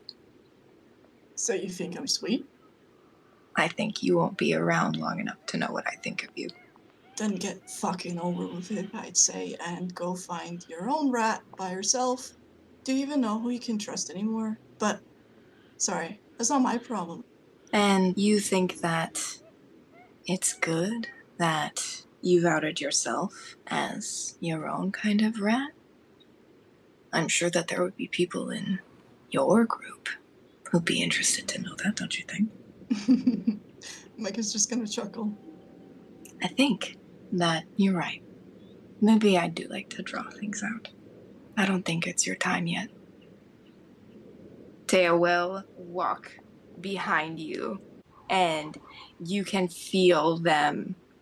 There's something like a thunderstorm about them. Their presence is incredibly heavy, and you feel this dense weight come over you. Something is deeply wrong with the energy that you get from this interaction. And very delicately, you don't even feel their skin, but the suspenders unwind around your wrists. They circle you again like a predator and look at you and then down at the ground. They give a sinister chuckle and then turn to walk away. The entire group of people that has followed them, they all stare at you, but eventually they walk with T away from you. Well, that was fun and not scary or very shaky at all. Micah, what do you do? Oh, God. Let me think. Oh, jeez. Oh, boy. Near-death experience. Micah's gonna rub their wrists where they were tied and have a really somber look on their face and look up at the sky just to think about a distant memory they have. Does the memories put them at ease at all? No. While Micah is still outside, I'd like to quickly turn to Dante and Tal. You two have made it inside the altar. There's not too much going on. Chrissy has once again picked up her newspaper to read it, and you have free reign of the hotel, it seems. What do you want to do? Did the weather change at all? Yeah, there's a rumble in the sky. It seems to be taking a turn. Oh God, where do we even start? God, we can't do business here. Tal's gonna look at Dante and is gonna say, so what was your original plan before I roped you up just now? I was actually gonna go check on something, but we're obviously dealing with the bigger problem here. I like to think that it's the same problem. You know what? I'm starting to think that myself, to be honest. You think we could ask Chrissy if she has seen, Ash? Miss God, I'd like to think that Tal is somewhat well versed with how some of the base operations go at the altar. Like, would they know that Chrissy would like something in exchange before divulging anything? Yeah. Okay. Chrissy deals in information. Okay, so Tal's gonna be like, okay, you have anything to give her? Not really, no. I have a stack of candles and a couple of paper lanterns, but I'm not sure if that is of any help to her. We could just lie to her. What? No, we don't do that. You know that. I mean, you don't, but I do. Tal kind of puts their hands near their torso again, like, oh, that's your prerogative. But also, keep in mind what happened the night before. I just don't want all of us to Yeah, get in deeper trouble. I hear you. But you did What say then? that Ash works at the store, right? If we can't conduct here, I mean, we could just, I don't know, pay a visit some other day. That could maybe work, yeah. But to be fair, I don't know, she seemed on edge and... Yeah. Well, I mean, I also don't want to give... Tal thinks about Vera's shop. It's like such an important little place, she doesn't want to give Vera trouble. Hey, you know what? Let me go talk to Chrissy real quick. I think Tal is gonna let Dante kind of deal with that, and how close is the reception across from the bar? It's pretty spacious. You can see there's an eye line from reception to the bar. It's definitely not close enough to hear any kind of conversation, but yeah, I mean, it's decently far. Tal is gonna go to the bar really quick, and she's gonna get a little drink while she looks outside at the entrance, and if there are any windows, like grand windows in the altar, is just staring up at the sky, just thinking. Yeah, there's a skylight. You can see a storm brewing overhead. Dante, as you approach the reception desk where Chrissy is reading the newspaper, Cam kind of walks backwards and jumps and sits on the desk. And Chrissy looks over at her, really annoyed, and then goes back to her paper. Good day, Miss Carter. Chrissy does like a little thin-lipped smile and then doesn't really look at you. I have a question. She turns her head, but she doesn't say anything. Have you maybe seen this pink-haired girl, very nervous, looking, around? Chrissy's eyes twinkle, and if she were to have smiled any bigger, you would have seen her sharp teeth. She looks at you very interestedly and says, "This is interesting. Why do you ask?" I think she might be in trouble, and I'm trying to help her out. How do you intend to help her? You know, T, right? They can get quite cross with people, and I think Ash got something of value that's very important to... That's not an answer to my original question at all. I asked you how you were going to help, and you just said that they have something of value for Taya. What does that mean? I can help her by taking care of those things myself. She really shouldn't have that in her possession. It's putting her in danger, if you catch my drift. So, I do well to remind you that as much as I love Taya, you cannot conduct business under your boss while you're here. And I am doing this as a friend. Let's call it that. Oh, that's very convincing. But If you don't believe that I could be a helpful citizen, what's Taya's middle name? that is a good point. I do know it, just escaped my mind right now. Okay. All you have to do is give me the first letter. M. Taya doesn't have a middle name. Nice try. I don't really think that you're doing this to be Taya's friend. As per your first question, you're not allowed to conduct business here, so I obviously have no reason to help you. But it is interesting that you think that this person with pink hair has something that Taya really wants. Why would you think that? She was here last night. You probably heard about what happened here. And she was seen, and considering how she's been acting, at least in the short amount of time that I spent around her. So, you're telling me that there was something that you wanted last night for Taya, right? And she took it. If you put it that way. Look, how about this? You just tell me where she went, and I will owe you a favor. See, I'm listening now, but the thing is, I could never make an exception about my rule. Now, I host you all very generously, and I think that it's very reasonable that my only request is that you don't conduct business, especially violent business. And it got a little violent yesterday, don't you think? It did. But as I pointed out a couple of times before, it was actually not my fault. You think if I ask around, other people will think that? They should if they were being fair, but you can expect them to lie. You know nothing about lying. Oh, I do. I know a lot about lying. Alright, tell you what. If you could come up with a more compelling reason to give you any kind of information on this person you're looking for, that doesn't have to do with your business in the choir, I might help you. And that's really generous. Not right now, because obviously you're going to need time to come up with your whole justification and maybe do a little bit of legwork trying to come up with something I'll find compelling. But I'm not going to help T. I'm not going to help anybody. I help the people of this community. And if what you're doing is going to benefit the choir, then I don't really want any part in it. Sorry. What if I tell you that Ash's life is in danger? And getting back documents that are important to Taya is going to help Ash be safer? You think that...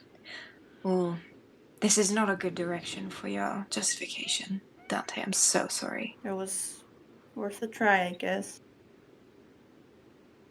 I'll give you a little bit of time. Just come up with something. You could have said that you were supposed to go on a date with her.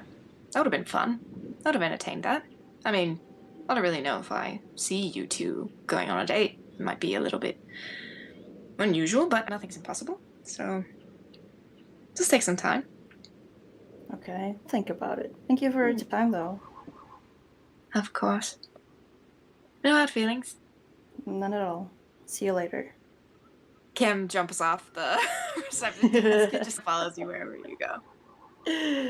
Okay, so Dante walks back up to Tal. Tal has been reading the body language this whole time and now has the short glass against their temple and then says, I'm assuming that didn't go well. Well, you know, Chrissy. She's very adamant on these things. Mm-hmm. Tal looks past Dante a little bit and then makes eye contact with Chrissy and says, Miss Carter, and then like nods their head apologetically. And then goes back to Dante and says, it's all right, we'll find another way while playing fair. I might have another plan that doesn't involve Chrissy. And then they turn to Cam and look at her, you know, pleadingly, and just straight up ask her, hey Cam, would you mind doing me a favor? Oh man, I was wondering when you were gonna ask for my help. That was a disaster back there. I know. I tried, and I failed. Gotta pick your battles. I didn't pick well this time. So I'm gonna ask for your help. Alright, what do you want? I need you to find Ash. Cam's eyes kind of light up. You want me to find Ash? I do. Are you using a specific move for this, Katya? Yes. I'm gonna... Yeah, you know what? Let's try. Before, so I'm assuming Tal is hearing this whole conversation between them both, but Tal puts their hand out just to stop the conversation really quick and then goes, listen, when we find, or if we find them, do not hurt them. Well, you're gonna have to take that up to Cam. And then Tal's gonna look at Cam like... Okay, I mean, like, what are we talking here? Because I'm not just gonna put her on my back and run back here like Scooby-Doo, you know? What qualifies as hurt, you know? Okay. Tal kind of looks at Dante again and then is like, I can take care of delivering. I just need someone to sniff them out for me, for us. Yeah, well, nothing's happening because I failed the roll. Oh, No! Oh, God. No. Oh, man. Okay, well, Dante, do you have any strings on Cam? I don't think I do, no. Okay. Oh, Lord. Yeah, I'm empty-handed here. All right, well, I think that what can play out as a result of this is maybe Cam can look at Tal and fold her arms over her chest and say, I mean, if you're looking for somebody to not get hurt, I don't really think I'm your dog. You might want to go with someone a bit gentler. Their eyes drift up to the altar floors really quick, just thinking, and then looks at Dante again and then says, listen, it's okay. I know we don't get to say this often, but I know you try. And trust me, it doesn't work for me all the time, as you can see. I'm always going to need your guys' help, and it's okay if it can't happen today. At least you know now. And maybe we can tell Nox too, you know, just to, I don't know, widen the net. I kind of wanted to do this by myself, but we're a family. This is pretty important to me and Dante. to our family. Sorry, I just wanted to say that Dante puts a hand on Tal's shoulder and just says, whatever you need, alright? I'm here for you. And maybe even Cam will help here and there. I mean, yeah, do I get cool stuff for helping? I promised you ice cream. Yeah, and I'm waiting. Like, we came all this way. Come on. You'll get to, promise. All right. Yeah, don't worry. I'm gonna keep my eyes peeled, and I'll let you know if I find something. Tal is just more observant again at this point, and then just nods appreciatively, and then also smiles at Cam just a little bit. It's like a little wry smile. And then is feeling like they're back to square one again. Every time they walk into the altar, it's like back to square one. We can't do shit here. I suppose for now, Tal gets the idea to probably check in with Taya again. So wants to start heading towards the elevator, letting Dante know, of course, saying like, "Oh, I gotta go talk to Teef really quick just to check in on a few things." Yeah, if you want to come, I'm heading that way. But if you're up to other things, it's all right. Yeah, you go ahead. I guess I'm just gonna take Cam for that ice cream. Because Dante doesn't really want Cam and T to interact. So whenever possible, they avoid that. Okay. Tal has this like silent understanding, also keeping in mind the events from night before, can probably feel that the apprehension is justified for not wanting to come along. So Tal just nods and smiles again and then like walks their way back to the elevator. All right, awesome. Tal's gonna get another uppercut from Haley for writing deputy. I just know it. Whoop. I can't wait. TBH. Oh man, these two. Haley's gonna sense it. Like, he's just gonna smell Tally like, you. It's like a spider So gonna sense. get an uppercut from Haley for capturing Micah and like picking up Morgan. My children. Okay, so Nox, we left off with you being crumpled into Haley's bathroom. You accepted something that she said where she basically asked for your trust because she just needed to do something and she couldn't let you be part of it. I wanted to ask some things. Yes. One, was that a favor? No. That was a Okay. gamble. Okay. Yeah. 2, oh yes, if we can discuss briefly like the sex move, because we didn't discuss my part of the sex move. Yes. So tell us what happened. 3, if ever like Haley comes in the bathroom, Nox is just sitting on the toilet, but the lid closed, so just sitting there. That's it. Waiting. Yeah, just waiting there. Okay, so I think that basically Nox's move is about either asking the other person indirectly or not if they had sex just because they pitied them or something like that, or if it was motivated by affection. So depending on which one Nox believes and asks, and depending on what Haley replies to that, they either take one forward or the other person takes one forward. So what I'm thinking is that indirectly, Nox kind of asked if it was some sort of like PT sex. And with the keys and with the what was going to happen that got interrupted by Morgan was potentially like Haley's way of saying, no, there wasn't PT or anything else. Yeah, I think especially when Haley took off Nox's glasses and then asked for their trust, I think it's relatively, not necessarily 100% clear, but it's pretty clear that there is something there. Haley acknowledged it. Okay, so if Nox is wrong, you take one forward towards Nox. Okay. Very good. So you're sitting in the bathroom, you hear the door click shut, and then a very obvious lock turn. And then you hear footsteps approach, and somebody knocks on the door. I'm busy. Are you gonna wait in there for a while, or? Yeah, am I allowed sorry. in? No, I'm really busy right now. Come back later. All right, pretty boy, come on, just come out. If you say please, maybe. Please come outside. If you insist. And he just opens the door and just stands there. It's like, hey. You are such a handful sometimes, I swear. What was that back there? And just points towards the direction of where he heard the noise of them talking. There was, and he makes air quotes, the kid from yesterday, right? Yeah. She's really important to me, and we kind of take care of each other, you know? So, what's your business with the choir? Oh, are we talking about work now? I thought we didn't do that.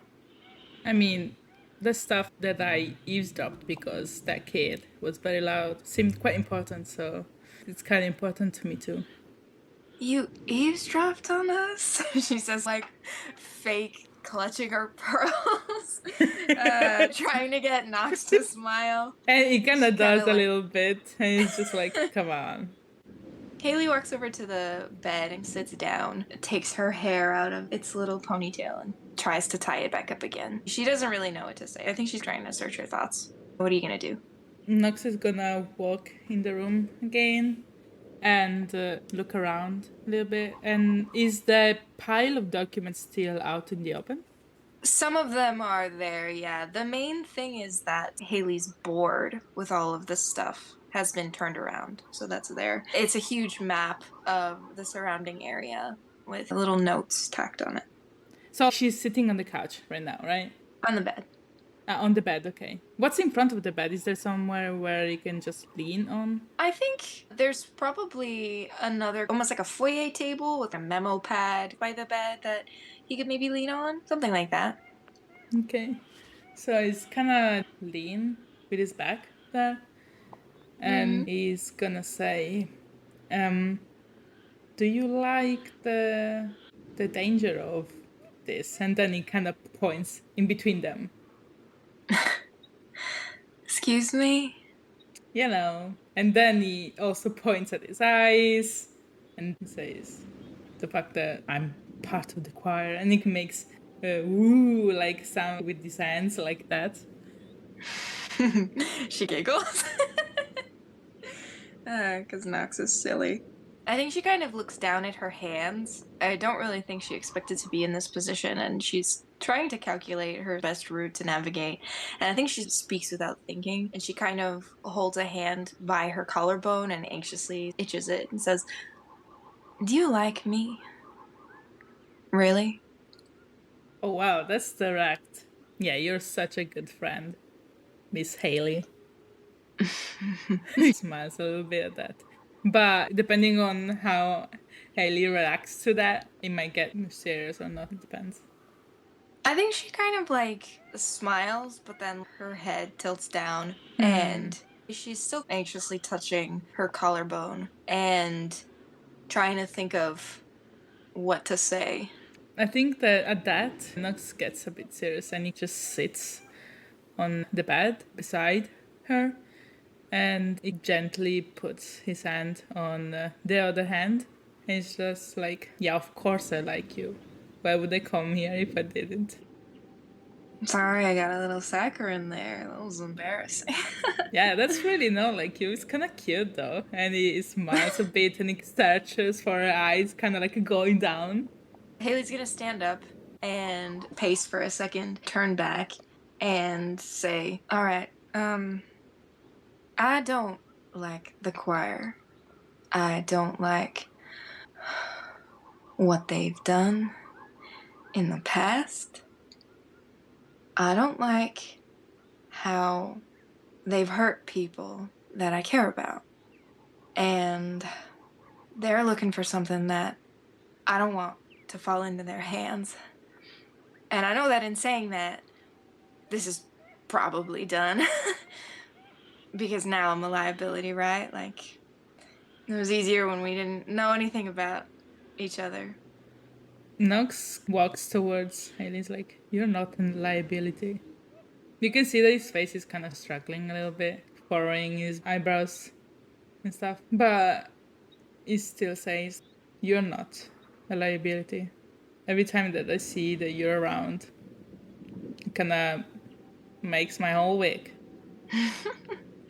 Oh wow! Look at us being vulnerable together. What has Maybe I should go. happened? Maybe this is bad. No, don't leave.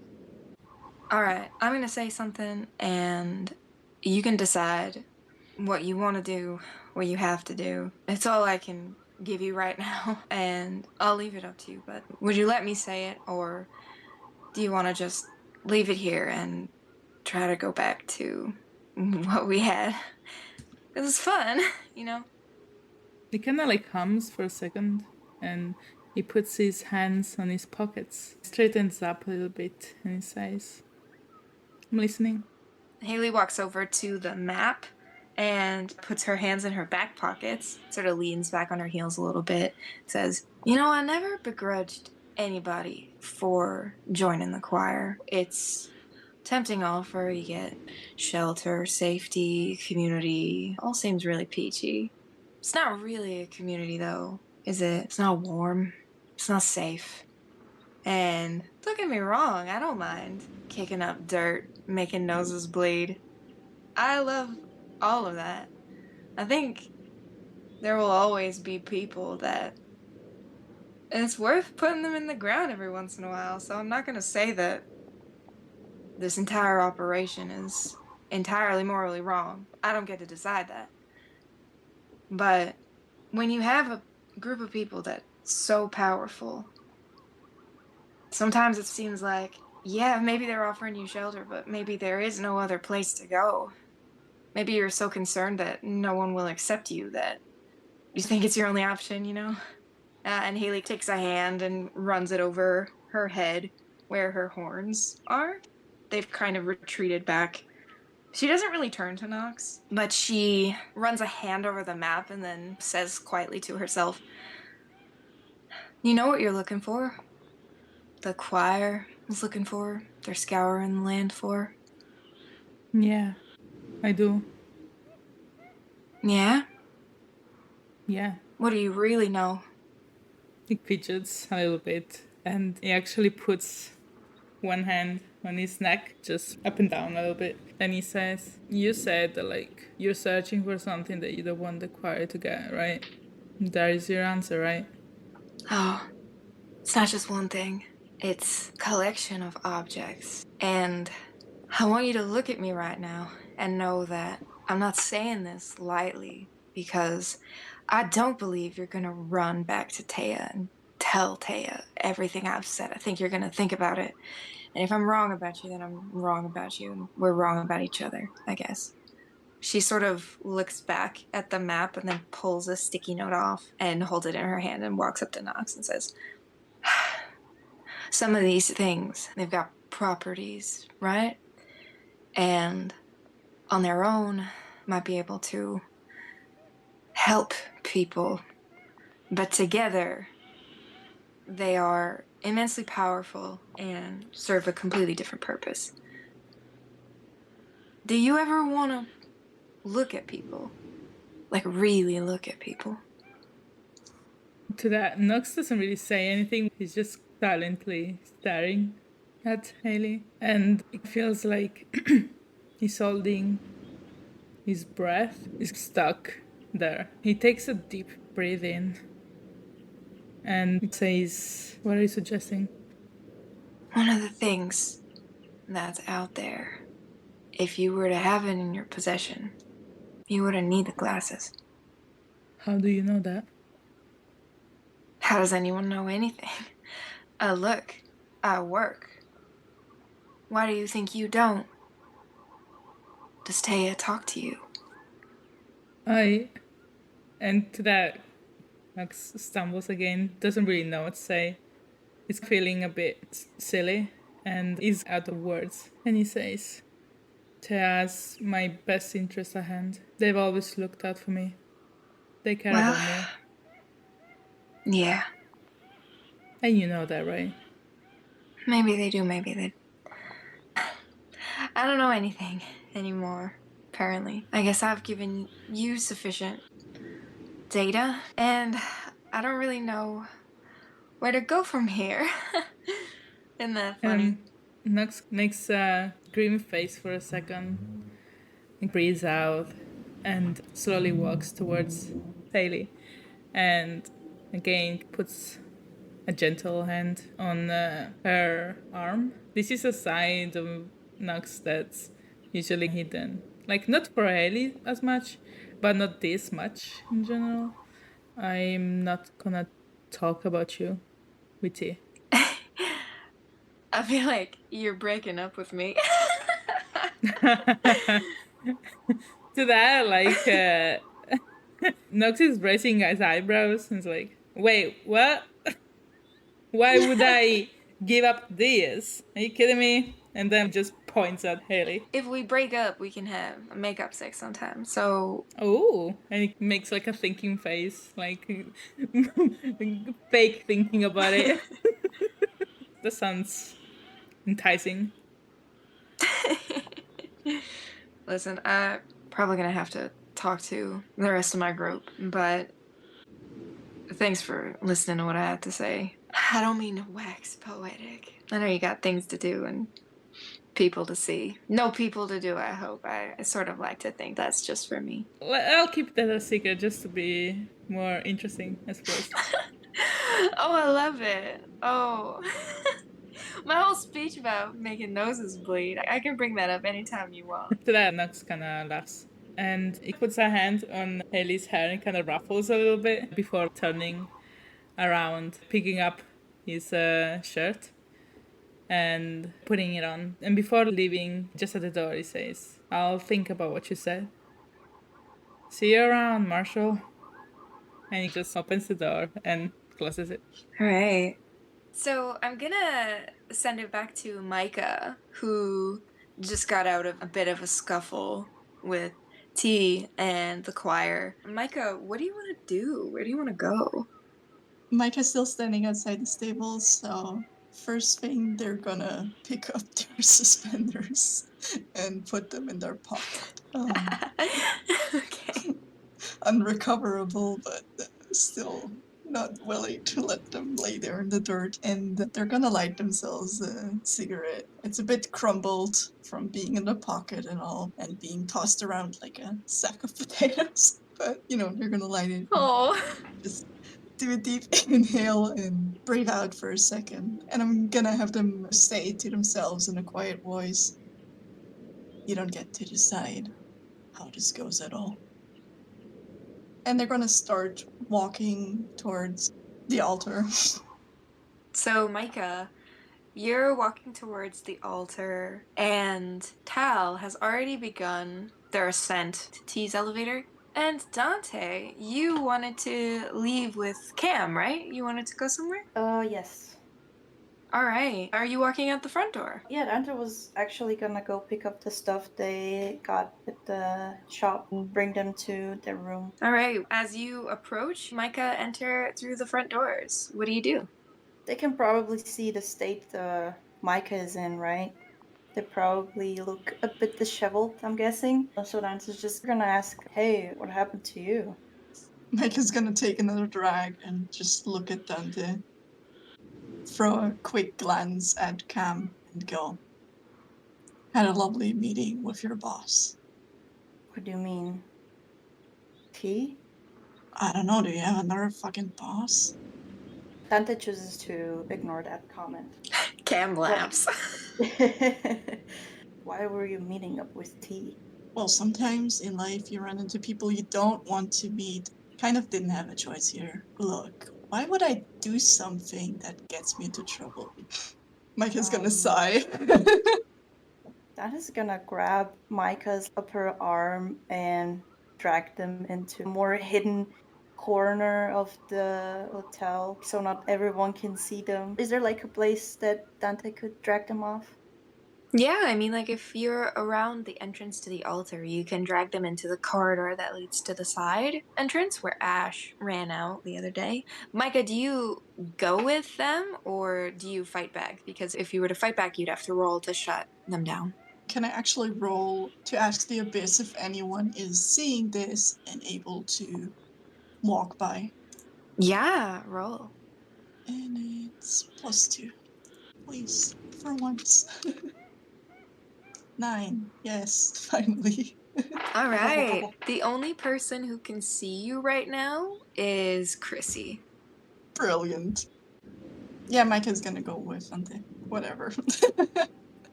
Juicy. Nice. Okay, so Dante drags them into the little hidden corner, and their demeanor actually changed. It shifted from being very casual to looking kind of scary, like a very quiet anger. You can see in their face that they're not pleased with what they've heard, but they're trying to keep it together. So they aggressively push them against the wall, like let them go, but the momentum makes them hit the wall. And Dante pushes a finger into Micah's chest and goes, "You know what? If you're gonna be ruining this arrangement that we have, the deal is off." Micah's gonna slap the hand that is currently poking at their chest downwards. If Dante does not cause a ruckus or try and fight that, it just gets slapped down. Is that okay? Yeah, they're not gonna do anything about it. You hear me? This is not trying gonna to work. anything. Oh, but you just did. All right. Yeah, and you're the one dragging us into a corridor in the fucking altar while Christy's sitting out front. Do you have any idea how much you screw up? Look, I'm just telling you right now. Don't do whatever you did today again. I'm not risking everything for this. Right. We should maybe be more careful about where we meet up though. Because seems like they found out about the catacombs. Not from me. I don't know. Maybe you had someone on your tail? Have you considered that? Micah, catacombs is the way we operate, all right? How else do you think I could have told you about it? Well, doesn't seem safe anymore. Well, definitely not, thanks to you. I don't need to listen to this shit. He confronted me earlier, and somehow I'm still standing here. What do you think we talked about? Are you not at least a little bit worried they're gonna find out about you? That's the risk I'm willing to take, all right? I'm not doing this just because I'm bored or anything. I know. We all have our reasons, right? I'm just telling you that I think it'll end a lot worse if you get found out. And that's why we need to change where we meet and when we meet. Because obviously it's not safe anymore. Because you compromised it. Oh, Jesus fucking Christ. And Micah's gonna throw up their hands. You know what? I think we're gonna have to put our deal on hold for a bit. On hold? I'm sorry. They're gonna look at Cam now and be like, are we on the fucking telephone right now? Do we just put this on hold? What do you think, Camino? Okay, hold on. BB, I Cam right now? Yes! Dude, what the is going on? I'm losing my shit. Okay, how close was Cam? Like, how close did you guys imagine Cam in this situation? I imagine that Cam just followed you guys as you guys went she did. to... She did. Okay, Cam, who wasn't really looking at them fighting, was kind of surveying the altar, takes a slow spin, rolls her head, and looks at Micah, and is like, I don't know, I mean, like, I think you guys are doing a great job right now. Do you want to have the meeting here? Do you want to go outside to the reception and have a meeting there? I mean, like, it doesn't really seem like it matters anymore. Yeah, no, it really doesn't, because thanks to this one, I am compromised. I feel like, should I say nothing? I can just... She kind of does a fake zipper across the lips. And then nods silently and looks back at Micah, gives a kind of a dirty look. Cam doesn't really like Micah and looks back down at her feet. You know what? As I said, I don't need to listen to this shit. You can get the info all by yourself, because, you know, everyone in your little group shares so much information with you. They tell you all the truth there is, and they don't leave out any details or make you just run errands. No, they treat you like an equal member. So you clearly don't need any other intel. Alright. You know what? Actually, I don't have to explain myself to you. All I'm gonna say is please don't pull anything like you did today. My cat clicks their tongue. I'm gonna make a roll really quick, if that's okay. Ooh, yes. Okay, let's see.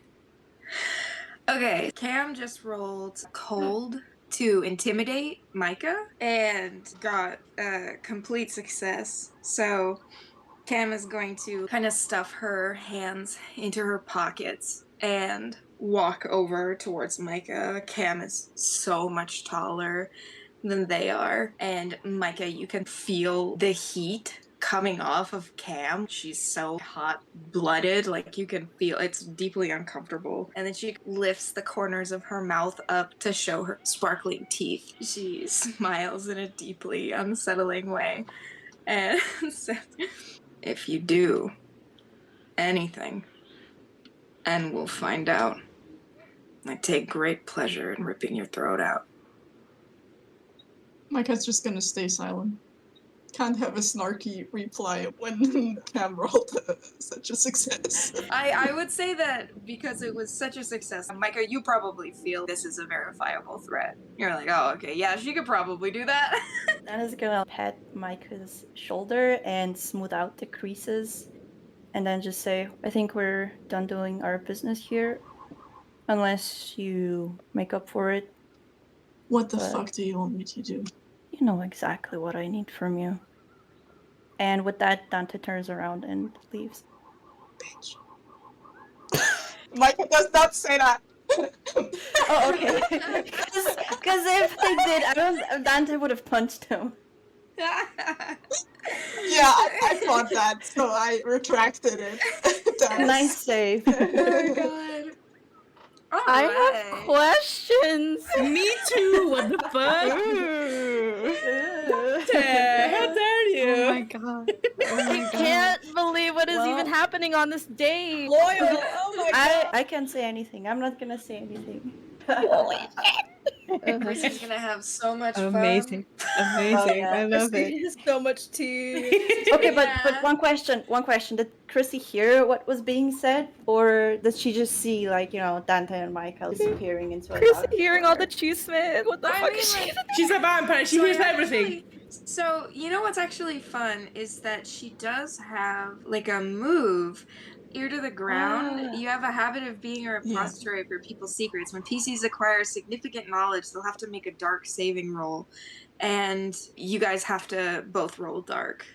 I hope Otherwise, it doesn't come she's- to that. What do you mean? Oh, someone have to comes roll now. asking about You this. have to roll. Oh, We have to okay. roll now My bad. because Dante made the I'm- decision to talk this out Yeah. right there. Okay, yeah, Wow, I'm done. dude, it Sorry. Smart move. Okay. So, what were the rolls? Micah, you rolled a 7? We both Yeah, Dante rolled a too. 7. Okay, so Twinsies. on a 7 to 9, you don't learn the secret, but you understand they have something to hide. On a 10 plus, Chrissy would not have suspected you at all. On a 7 to 9, Chrissy suspects you now and is like, okay, something's definitely going on. If you had failed, she would know everything. Yeah, she's like, that was shifty. Okay, Dante, I'll give you a chance to say something to Cam, but I'm gonna say that while you're saying this, Morgan and Ash, you have made it outside of the elevator, and you can peer over the balcony now. So there's a chance you will see the upcoming proceedings. Dante, what did you want to say to Cam? So as they walk through the exit, they seem a bit nervous, which rarely happens. And they scratch the back of their neck and they're like, thanks for having my back there. Appreciate I'm it. sorry, what was that? Don't make me repeat it. No, I really can't hear you. Dog hearing isn't what it used to be. Thank you for having my back. Yeah, I mean... man, And then that's Dante right. like pushes her away. Yeah, they just grab her shoulder and push her away, like, stop it.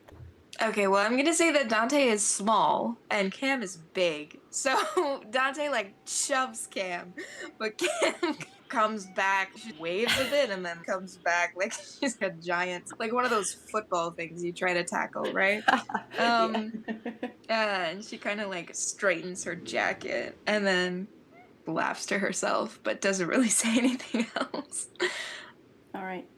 Ash, Morgan, you're seeing these two leave. Ash, you recognize Dante as being the one who came into the shop, and Cam as being the one who sized you up sitting in the car. Morgan, you also recognize that Dante had a black dog earlier, so you didn't see Cam. but you did see, obviously, Dante, when the two of you were beating each other. Cam was close by. So what do you guys do? Do you say anything to each other? I think Ash comments, "Oh, I've seen that one earlier." I'm not sure if they were also like looking into what happened before.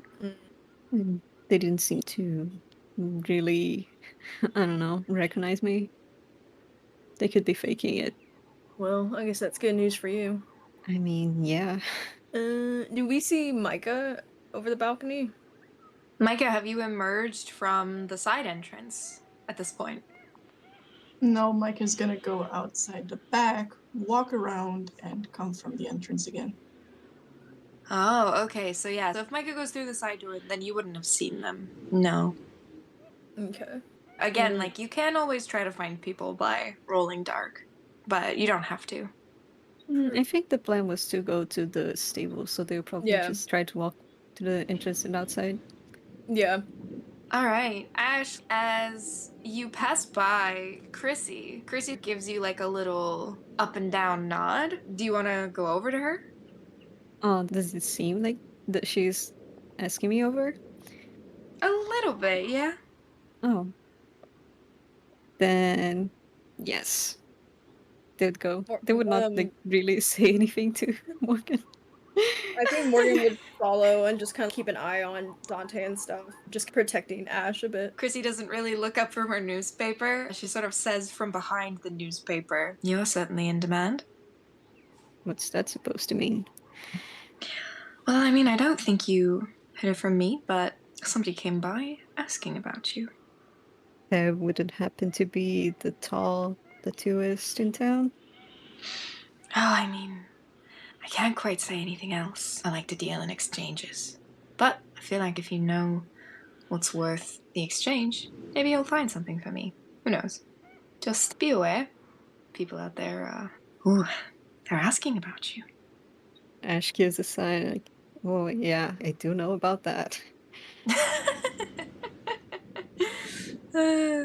But yes, thank you again. And next time I will have something for you as well. Glad to hear it. And then Chrissy goes back to her newspaper.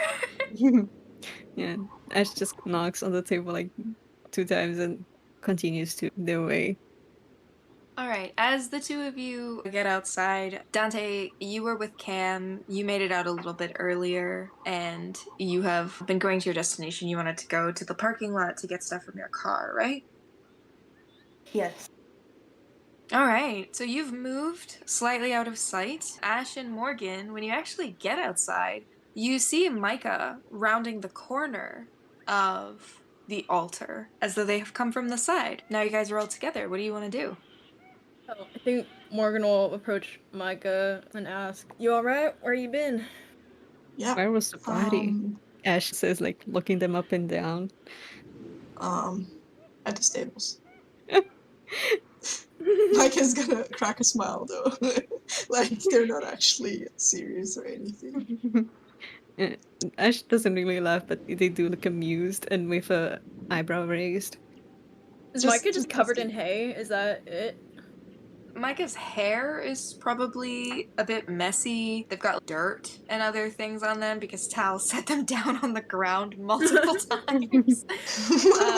I'd say that they also probably have a bit of a scuff kind of on their face from when they got knocked out. So, yeah, they look a little roughed up. It's not just like they were like a harmless little farmhand that got a little hay on them. They look a bit dirty. Okay. Morgan will kind of like tap her own face, looking at Micah at where their bruises, and ask, "What's up with this one?" Courtesy of that tall one, kind of mean looking. You met her at the bar. Oh intimately. hell. Yeah. Sorry, which one? Didn't catch her name. Tal, right? I think. Tal, yeah. Fucking God. You guys gotta stop fucking messing with that one. To be fair, I didn't seek them out. They bumped into me and then dragged me here. Oh, Jesus. And they just left you? Is that something we should be talking here in the open? Even more outside of the altar? I mean, is there anyone around? Not really, but it's still not super advisable. It's okay. People around. Shaking her hand. No, yeah, we can go inside if you want. Alright, yeah. Haley said she wanted to talk to all of us later, so we can go in. Yeah, I Alright, think and let's... all of us have things to update. Sweet. Micah's gonna light another cigarette and go start walking ahead.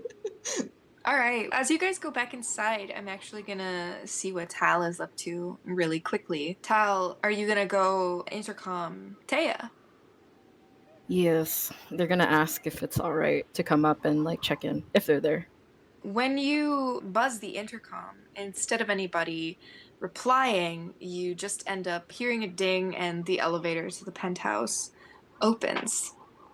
Okay, Tal is gonna like saunter in. Is trying to dust themselves off if they have anything from the stable on them, and is just looking around the room. Is there anything different?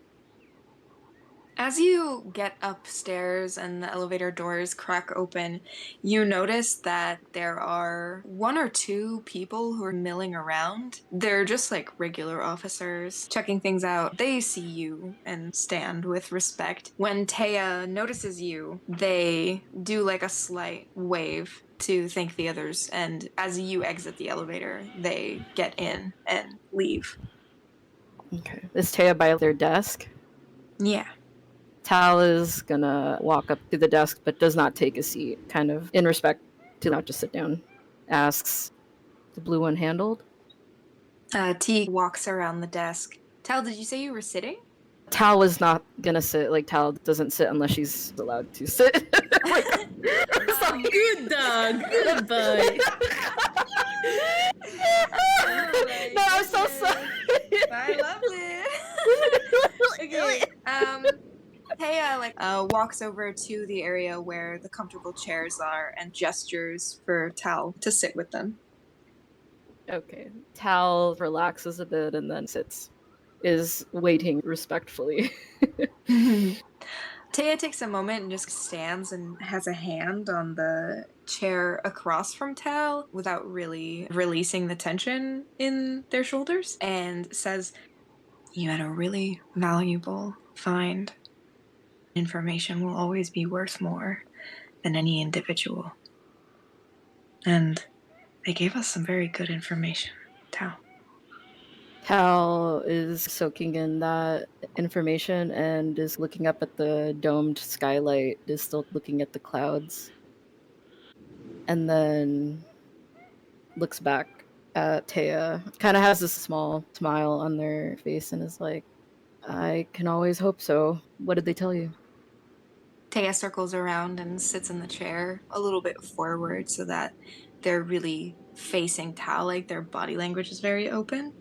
And they say, "Remember how I told you that you shouldn't trust anybody?" Their eyes linger to the carpeted floors and then like looks back up to Taya and then nods.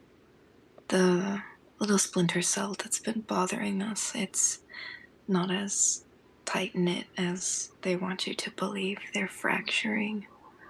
The little blue one, they're an informant for one of ours.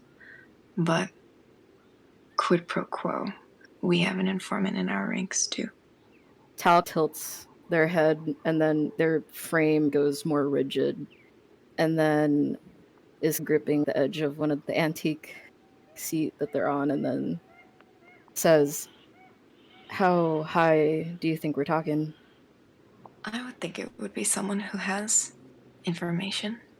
We don't really give information to anyone outside of our own rank. Tal's mouth is pursing up because that's very upsetting information and is just wondering the possibilities. Like, we have so many loyal people. How? God, that's fucked. Okay. And then Tal breathes in through their nose and then asks Taya, what do you suggest we do next? Well, I don't think they're stupid enough to keep meeting at this point. Not after my little conversation with... I suppose I should stop calling them the blue one. They introduced themselves to me as Jesse. But I don't really feel like using their name is appropriate either. I don't think they'll be meeting up anymore, so there's no sense of tailing them. But I do think that Taya kind of like breathes out through their nose and clasps their hands in front of them and says, "What are you willing to do for the choir, for me?" Tal, not really in a way like mirrors this particular move that Taya had just done, but is facing their body, obviously, like a lot more towards them. And then looks at them very seriously and goes, T, you know I'd do anything for you and for us. Do you think you'd be able to conduct an investigation on some of our own, just light work here and there? Yeah, of course. Say less. Taya like cracks a smile again and looks over at their desk again, stands up and goes to pick up some of the files, walks over, says, "I think at this point we're ready to start moving around, finding out where things could be. Is there anybody who you'd suspect? Anybody you think might have anything to gain by asking for information?" Tal is deep in thought, thinking amongst the ranks, and then just says, this must have been going for a long while if it's been this quiet until now. How long has this been going, you think? I don't think it's been that long. I think in the grand scheme of things, maybe a couple years here and there. I've heard some things, but we never had sensitive enough information that was really worth it. But now we do, so I can't really let this stand, you know? I'll be honest, I don't think I could substantiate an answer at the moment, but I can try and find something for us. And then goes, oh, and that's right, Jesse. I actually found them snooping around in the catacombs, and they were about to get on the elevator. I just wanted to let you know that maybe just be careful if we have anything going down there right now. I also had to hide some of the power cells near the weapons cache because one of the other ones were giving me trouble too. I had to weld the door shut. Thank you for telling me. Tal crosses their ankle onto their knee and then cups their chin with their left hand and is thinking, did you just let them go? Or are they here? And then their eyes kind of dart around. If I had taken them in, we'd have no leads. You know, maybe they slipped up. Maybe there are people who might have seen that. You could try the front desk. I feel like the one that, I don't know, I'm just a feeling. But the one in the hat from last night, I feel like she knows quite a bit, but I don't really know her, so. Maybe we could send Nox. They haven't really had a lot to do lately. I'm sure that maybe they'd appreciate an opportunity. And then Tal thinks about the night before and Nox's and Haley's interaction. Oh. Oh no. And Tal just slicks their hair back a little bit, some of their fringes falling into their face, and then just takes a deep breath and says, yeah, he might be the best one for that job. Maybe we can, I don't know, fill him in. I haven't really seen him all day since this morning, so yeah, we'll get something put together. And Tal's gears are like going in their head, asking themselves where they should start breaking ice, basically. Taya kind of moves away from you and begins reaching over their head at the back of their shirt to scrunch it into their fists and pull it up to their shoulders. And they don't really say anything, they just wait for Tal to come by, but eventually they just hold it there and look over their shoulder for the last bit of Tal's help. Okay. At that, Tal is on their heels and gets closer to get a better look at what they want them to see. What am I looking at here? Taya kind of holds the shirt up, and you can see, Tal, that one of the last tattoos that you did, maybe like a couple months ago, there's like a feathering Lichtenberg figure that carves through the tattoo, and it's glowing bluish, but it almost pulses. It's not necessarily just a constant glow. It's just kind of pulsing every now and then. Tal kind of like takes a breath and is Tal's never seen this before, right? No. Yes. No. Never, Okay. never before. And it's on the tattoo they worked on. It's like growing on it. Yeah. Tal is not quite touching them. Their hands are hovering as if there's like a barrier, you know, out of respect. And then like is saying, you kind of have, it looks like one of them like lightning strikes. Have you been, and then looks up and at the profile of their face to see if they say anything. And then also she says like the tattoo is kind of getting a little fuzzy.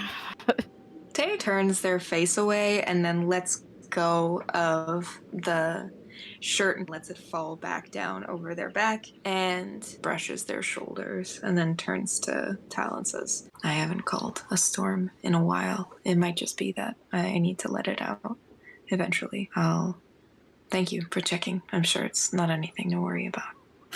I'm so sorry. This is an elf speaking, but letting what out? The storm? Hell yeah, that's so fucking dope. Okay, anyway, going back. Yeah, of course. If it messes up with your ink, you know, you can always let me know anytime and I can get it touched up. It's no big deal. And then has a smile growing at the corners of their mouth. Remember the aquaphor. Like, she jokes. And then just waits. Taya gives Tal kind of a lingering look, looks at Tal's eyes and then down to Tal's mouth for a second, and you almost feel like you can't see it, but then looks back up and then away from them, and then walks back to their desk and says, that's all. Thank you. Yeah, you know, Tal's gonna hit her spurs on the ground and turn right the fuck around, and of course she didn't see that. Imagining things, no big deal. And then kind of remembers how they had their hand on their chin when they were sitting on the seat, and I was like, that's probably just a tattoo or something. It's whatever. And then is walking towards the entrance of the penthouse, and then turns around and says, guess I'll get started. Anything else? You can always come back. But nothing for now. Thank you. Tal just nods her head once down and then makes it back for the elevator with one of their hands in their pocket, like clipping their thumb into the belt buckle, and then turns back around, watching Taya until the door's probably shut. Oh my god! These M&Ms stuff!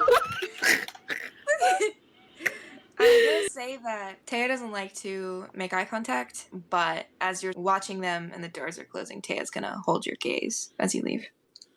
You can't be doing these things. Listen. I Thank love you. to cause a problem. Help me! I need help! I need assistance! Oh god. I'm sweating. I'm dead. I'm sorry, but the whole tea looking at Tal's eyes and then lingering just for a second on the mouth. the lips. I need an exorcism. Oh my god. I'm still boiling over. Having a religious experience right now. Oh my god. Dude, we shit the shit out of a Tal and tea. Oh god. Oh, Jesus Christ. Thank you. Oh my That was god. awesome. Thank you guys. You are all amazing, and I think that's where we'll end the session. You all did so well. That was so cool. Oh my god. So much happened. Holy shit. Yeah, It was packed. Oh, yeah. Oh, Yeah. yes. Oh my god. Guys, I'm gonna stop the recording, okay? Thank you, Yes. recording. Thank Bye. you for recording. Thank you, BB. Thank Bye. you. Bye. Thank you. Bye.